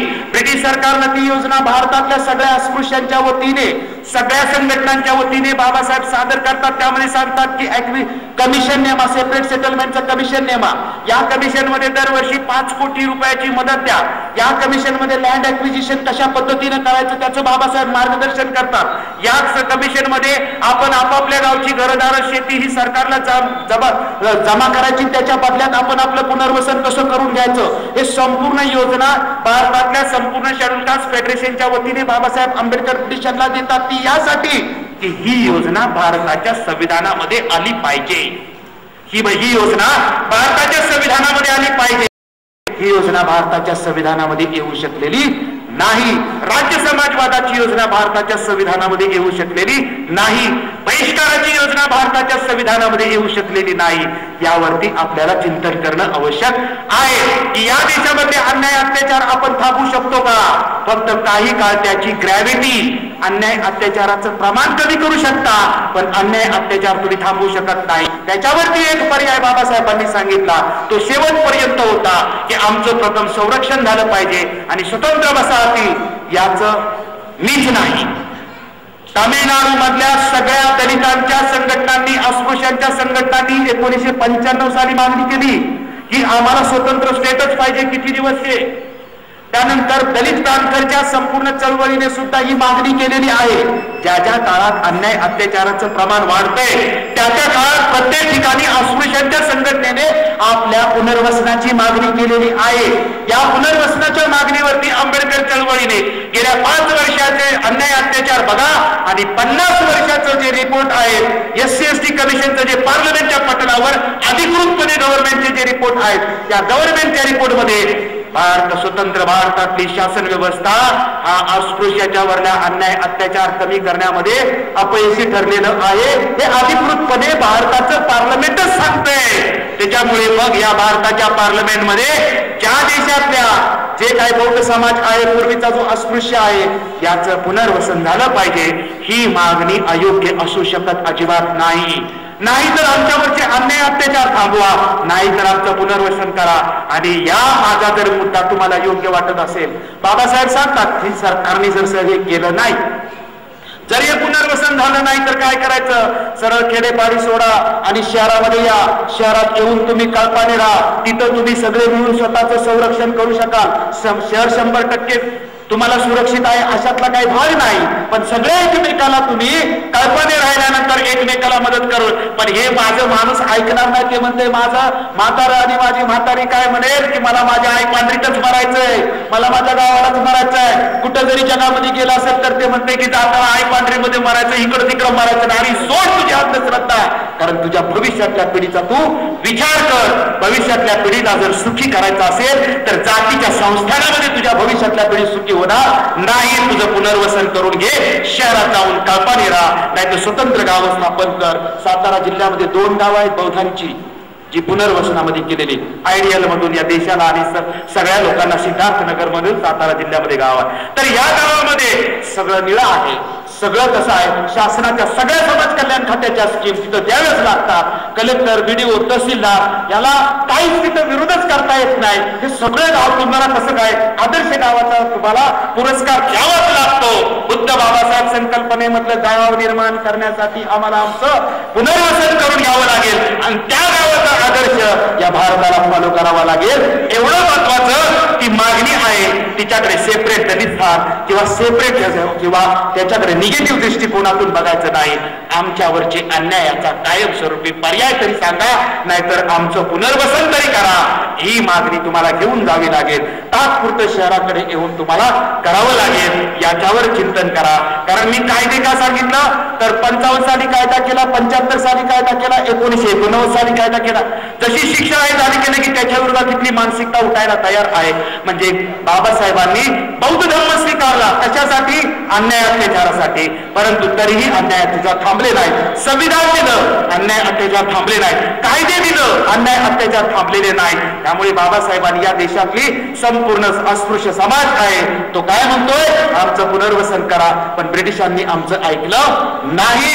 त्याच्यामुळे पुन्हा बाबासाहेब आंबेडकरांनी 1949 पासून ते संविधान सभा आणि संविधानापर्यंत आपल्या मागण्या काय केल्या होत्या आणि त्या सगळ्या मागण्यांचं उद्दिष्ट माझ्या समाजाचं संरक्षण होतं. शी सलाम तो पगडी 50. अरे तुझं पहिलं संरक्षण बोल. 4-2 लोक IAS ऑफिसर झाले, 4-2 लोक राजकारणामध्ये यशस्वी झाले. कुणी एखादा रिझर्व्ह बँकेमध्ये डायरेक्टर झाला की कुणी एखादा प्लॅनिंग कमिशनवर गेला. म्हणजे काही समाजाची प्रगती काय झाली? ही व्यक्तिगत प्रगती आहे असं माझं जाहीर आव्हान आहे. प्रगती कुणाची झाली पाहिजे? समाजाची प्रगती झाली पाहिजे. राजकीय ऐक्य नाही झालं पाहिजे, सामाजिक ऐक्य. बाबासाहेबांनी म्हटलंय सामाजिक ऐक्य झालं की राजकारणामधलं ऐक्य ऑटोमॅटिक घडून येऊ शकतं. बाबासाहेब आंबेडकरांनी धम्मक्रांती अगोदर का राज्यक्रांती अगोदर ॲनिहिलेशन ऑफ कास्ट मध्ये संपूर्ण जगाची उदाहरण देऊन सांगितले की अगोदर धर्माची क्रांती आहे आणि धर्माच्या क्रांतीतून बाकीच्या क्रांत्या निर्माण होत असतात.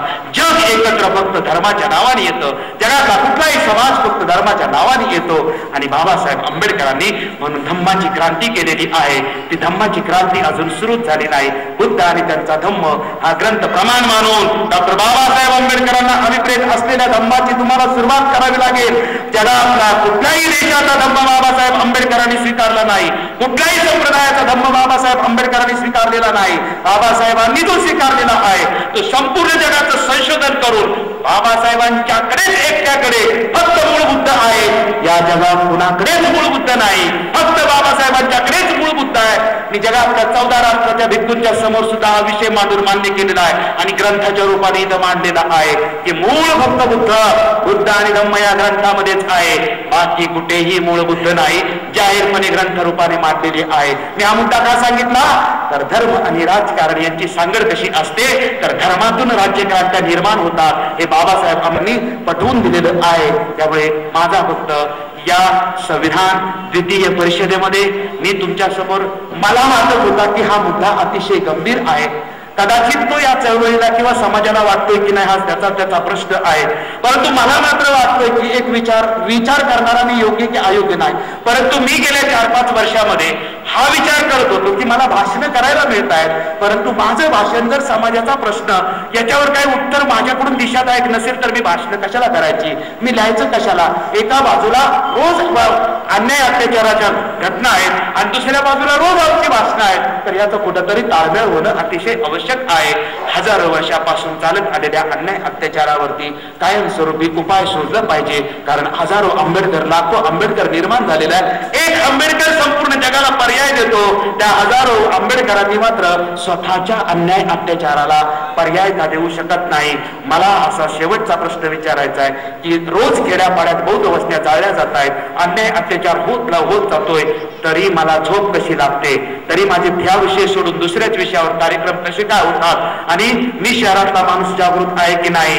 कारण माझा खेड्यापाड्यातला माणूस आज त्याच्यावरती जाहीर आव्हान होतोय, जाहीर त्याला चॅलेंज होतोय. आंबेडकरी चळवळीने याच्यावर चिंतन करावं असं मला वाटतं. माझा जरी मुद्दा चुकीचा असेल तर जाहीरपणे कुणीही सांगावं की तू उद्यापासून हा मुद्दा मांडायचा नाही. पण पटत असेल तर मांडलेल्या मुद्द्याचं आपल्याला पहिलं जनमानस तयार करणं आवश्यक आहे, प्रबोधन तयार करणं. या जगात कुणी काही म्हणेल की भाषणामुळे क्रांती होत नाही, विद्वत्तेमुळे क्रांती होत नाही. अरे जगात भाषणामुळेच क्रांती होती. फक्त भाषण काय करायचं आणि मुद्दे काय असले पाहिजे हे त्याच्यामध्ये अतिशय महत्वाचं आहे. प्रबोधनाशिवाय जगात कुठली क्रांती झाली ती समतेची असो नाही तर विषमतेची असो, परंतु क्रांती ही मात्र प्रबोधनाशिवाय होतच नाही. कारण माणसाच्या मनात क्रांती केल्याशिवाय तिचं प्रात्यक्षिक या जगात मानवी जीवनामध्ये कधी घडूच शकत नाही. पण विचारवंतांची आवश्यकता आहे. पण विचारवंतांनी एकच मुद्दा, वर्तमान काळात माझ्या समाजावरती कुठल्या समस्या आहेत त्या समस्याचा विषय घेऊन चर्चेला सुरुवात करा, तरच दिशा मिळू शकते. नाही तर मात्र दिशा आपल्याला मिळू शकत नाही. एक ताभीम दुनिया सारी खिलाफ थी, हा शेर म्हणून मी इथे थांबतो की विद्वत्ता किती काम करू शकते. एक ताभीम दुनिया सारी खिलाफ थी, एक ताभीम दुनिया सारी खिलाफ थी. धर्म के रास्ते पे चलने वालों की गद्दारी थी. एक ताभीम दुनिया सारी खिलाफ थी, धर्म के रास्ते पे चलने वालों गद्दारी थी, लेकिन भीम किसी को डरा नहीं, लेकिन भीम किसी को डरा नहीं, भीम का बाप भी कोई बाधा नहीं कर सका। एक था भीम, दुनिया सारी खिलाफ थी, धर्म के रास्ते पे चलने वालों की गद्दारी थी, लेकिन भीम किसी को डरा नहीं, भीम का बाल भी कोई बाधा नहीं कर सका, क्योंकि भीम के हाथ में तलवार से भी ज्यादा धारदार कलम थी, कलम थी, कलम थी। एक कलम काही करू शकते क्रांती, मग सगळ्या आपल्या हातात जर कलम आलं तर या जगाच्या मानवतेची क्रांती तुमच्या नेतृत्वाखाली वाट बघत आहे। या देशाचं संविधान तुमची वाट बघतोय की आदर्श कधी प्रस्थापित करतोय, सार्वभौम गणराज्य प्रस्थापित करतोय। सार्वभौम गणराज्याची ज्याला मान्यता आहे तो मात्र वेशीच्या बाहेर अजून आहे, आणि ज्याला सार्वभौम गणराज्य मान्य नाही त्याच्या हातात संविधान आहे। अरे कसं काय मान्यता होईल? 1976 ला बघितलं की या संविधानामध्ये समाजवाद हा शब्द नव्हता। अख्ख्या भारतातल्या संपूर्ण सुप्रीम कोर्ट आणि न्याय व्यवस्थेने नाकारलं तरी त्याच्यात समाजवाद आणि धर्मनिरपेक्ष हा शब्द टाकण्यात आला। राष्ट्रीय एकता आणि एकात्मता हे शब्द टाकण्यात आले, हे मूळ बाबासाहेबांचे नव्हते। याच्यावरही चिंतन करणं अतिशय आवश्यक आहे। या ठिकाणी मला सिद्धार्थ बुटले सरांनी बोलवलं, या तिन्ही संस्थांच्या माध्यमातून मला या ठिकाणी बोलण्याची संधी दिली। दिनेश सवाईजींचं, सिद्धार्थ बुटलेंचं, अरुण कुमार हर्षबोधीचं आणि या तिन्ही संस्थांचं मी आभार मानतो। आभार मानणं एक आवश्यक आहे की मला विदर्भामध्ये आणि मराठवाड्यामध्ये माझ्या पाठीवर थाप मारलं म्हणून मला भाषण करता आलं, आणि माझ्या आयुष्यामध्ये एकाच माणसाने माझ्या पाठीवर एवढ्यापर्यंत थाप मारली, ते डॉक्टर यशवंत मनोहर मी जाहीर करतो। मी एवढी पुस्तकं लिहिली, 30 टायटल आहेत, खोब्रागडे साहेब 30 टायटल आहेत, आणि प्रत्येक टायटल त्या वर्तमान त्याच्या काळातल्या प्रश्नावर आहे। पण मला आनंदही होतोय आणि मला रडायला येतं की मला यशवंत मनोहरनी पाठीवर थाप मारली म्हणून मी गेली 6 महिने असं हवेत आहे की माझ्या पाठीवर कोणीतरी थाप मारली, आणि प्रत्येक सिनियरला मी डोईजड होत होतो, मी प्रश्न मांडत होतो म्हणून। पण यशवंत मनोहरनी का थाप मारली मला पण कोण उलगडलं नाही, पण मी मात्र हवेमध्ये अशी अतिशय आहे। आणि मी बोलून दाखवलं होतं पुण्यामध्ये की सर तुम्ही जर थाप मारली तर आमचं कोणीतरी ऐकेल, तुम्ही जर सिनियर लोकांनी जर आम्हाला तयार केलं नाही तर आमचं कुणी ऐकेल का? तुम्हालाच भाषणाला बोलवलं पाहिजे, हे तुमच्या काळात घडलं, परंतु तुम्ही कुणाला तरी निर्माण करून सांगितलं पाहिजे की हा पोरगा ठीक आहे मग वाईट आहे। तुम्ही सांगून टाका चुकीचं आहे की बरोबर आहे, पण सांगून टाका, वक्ते प्रभावीपणे तुम्ही निर्माण करा। मी अगदी माझ्या मनात असतील ते परखडपणे बोलतो, कुणी थाप मारली नाही, पण डॉक्टर यशवंत मनोहरांनी थाप मारली। मला असं कळालं की माणूस ओळखायला यशवंत बाबासाहेब आंबेडकरांचा हा अतिशय आपल्या अनुभवाचा उपयोग करू शकतो। मी शतशः आभारी राहू शकतो, कारण त्यांनी जर सिद्धार्थ बुटलेला दिलीप काकडेचं नाव सांगितलं नसतं तर तो वर्धा कधीच येऊ शकला नसता। त्यांनी जर विद्यापीठातल्या पठांना सांगितलं नसतं व्हाईस चान्सलरला तर दिलीप काकडे विद्यापीठात कधीच जाऊ शकला नसता। जे सत्य ते सत्य मानलं पाहिजे, कारण मी जर चुकीचं कोण आहे असं बोलत असेल तर माझ्या पाठीवर थाप मारणार पण कुणीतरी आहे हे सुद्धा मला सांगायला पाहिजे। आणि हे मी कशासाठी सांगतोय की थाप मात्र कायम मारत पुढे पण तुम्ही राहणं अतिशय आवश्यक आहे। ती चुकलं कुठं की पाचची थाप पुढे गालपणामध्ये येण्याचा सुद्धा तुम्हाला पूर्णपणे अधिकार आहे, कारण ही मान्यता आहे, समाज मान्यता आहे। यशवंत मनोहरांना सगळी माणसं मानतील तर यशवंत मनोहरांनी रिकमेंड केलेला माणूस जो आहे त्याला तुम्ही मानणार, परंतु मग यशवंत मनोहरांची जबाबदारी आहे की जिथं कुठे चुकेल त्यावेळेस लोक विचारतील दिलीप काकडेला तुम्हीच आणलं होतं, 4 भाषणं केले की 5व्या भाषणाला उडालाय बघा, जरा कंट्रोल करण्याचा प्रयत्न करा। हे आपण करणं अतिशय आवश्यक आहे। या ठिकाणी आभार शेवटचं मानतो, कारण एक IAS ऑफिसर एवढा वेळ थांबतो, कारण भारतामध्ये एवढा मोठा अधिकारी दुसऱ्या कुणाचा ऐकत नाही। आणि मी मंत्रालयामध्ये 6व्या महिन्यात सगळ्या IAS ऑफिसरचं ट्रेनिंग घेतलं 1 दिवसाचं, त्या सगळ्यांनी एकत्र मार्क मारला होता की आमच्या आयुष्यात दुसरं कोणी फक्त तुम्ही शिवीच दिली नाही बाकी सगळं केलं। म्हणलं चुकीचं असेल तर सांगा वस्तुस्थिती, पण आता इथं विषय नाही। पण मी घोबरागडे साहेबांचं वर्तमानपत्रातून नाव ऐकलं होतं आणि गेल्या आठवड्यामध्ये तर सगळं त्यांची माहिती पण आली होती, आणि म्हटलं की भेटणं तर आवश्यक आहे, बाकी सगळ्यांना भेटलेलं आहे, आता फक्त हेच फक्त बाकी आहे, तर यांनाही आज भेटण्याचा योगायोग आला। पण यांचं फक्त आभार मी मानतो की त्यांनी माझं सगळं ऐकलेलं आहे, ते ऐकलेलं योग्य की अयोग्य त्यांनी कुठेही जाहीरपणे बोलावं, पण ऐकणं अतिशय महत्वाचं होतं. ते त्यांनी काम केलं. या विचार मंचावरती सगळेच लोक आहेत. या सगळ्यांचे आभार मानतो आणि वर्ध्यातल्या सगळ्या बंधू आणि भगिनींना या ठिकाणी सप्रेम जय भीम करतो. जय भीम, जय बुद्ध, जय भारत. धन्यवाद काकडे सर. या वैचारिक झंझावातानंतर दुसऱ्या भारतीय संविधान परिषदेच्या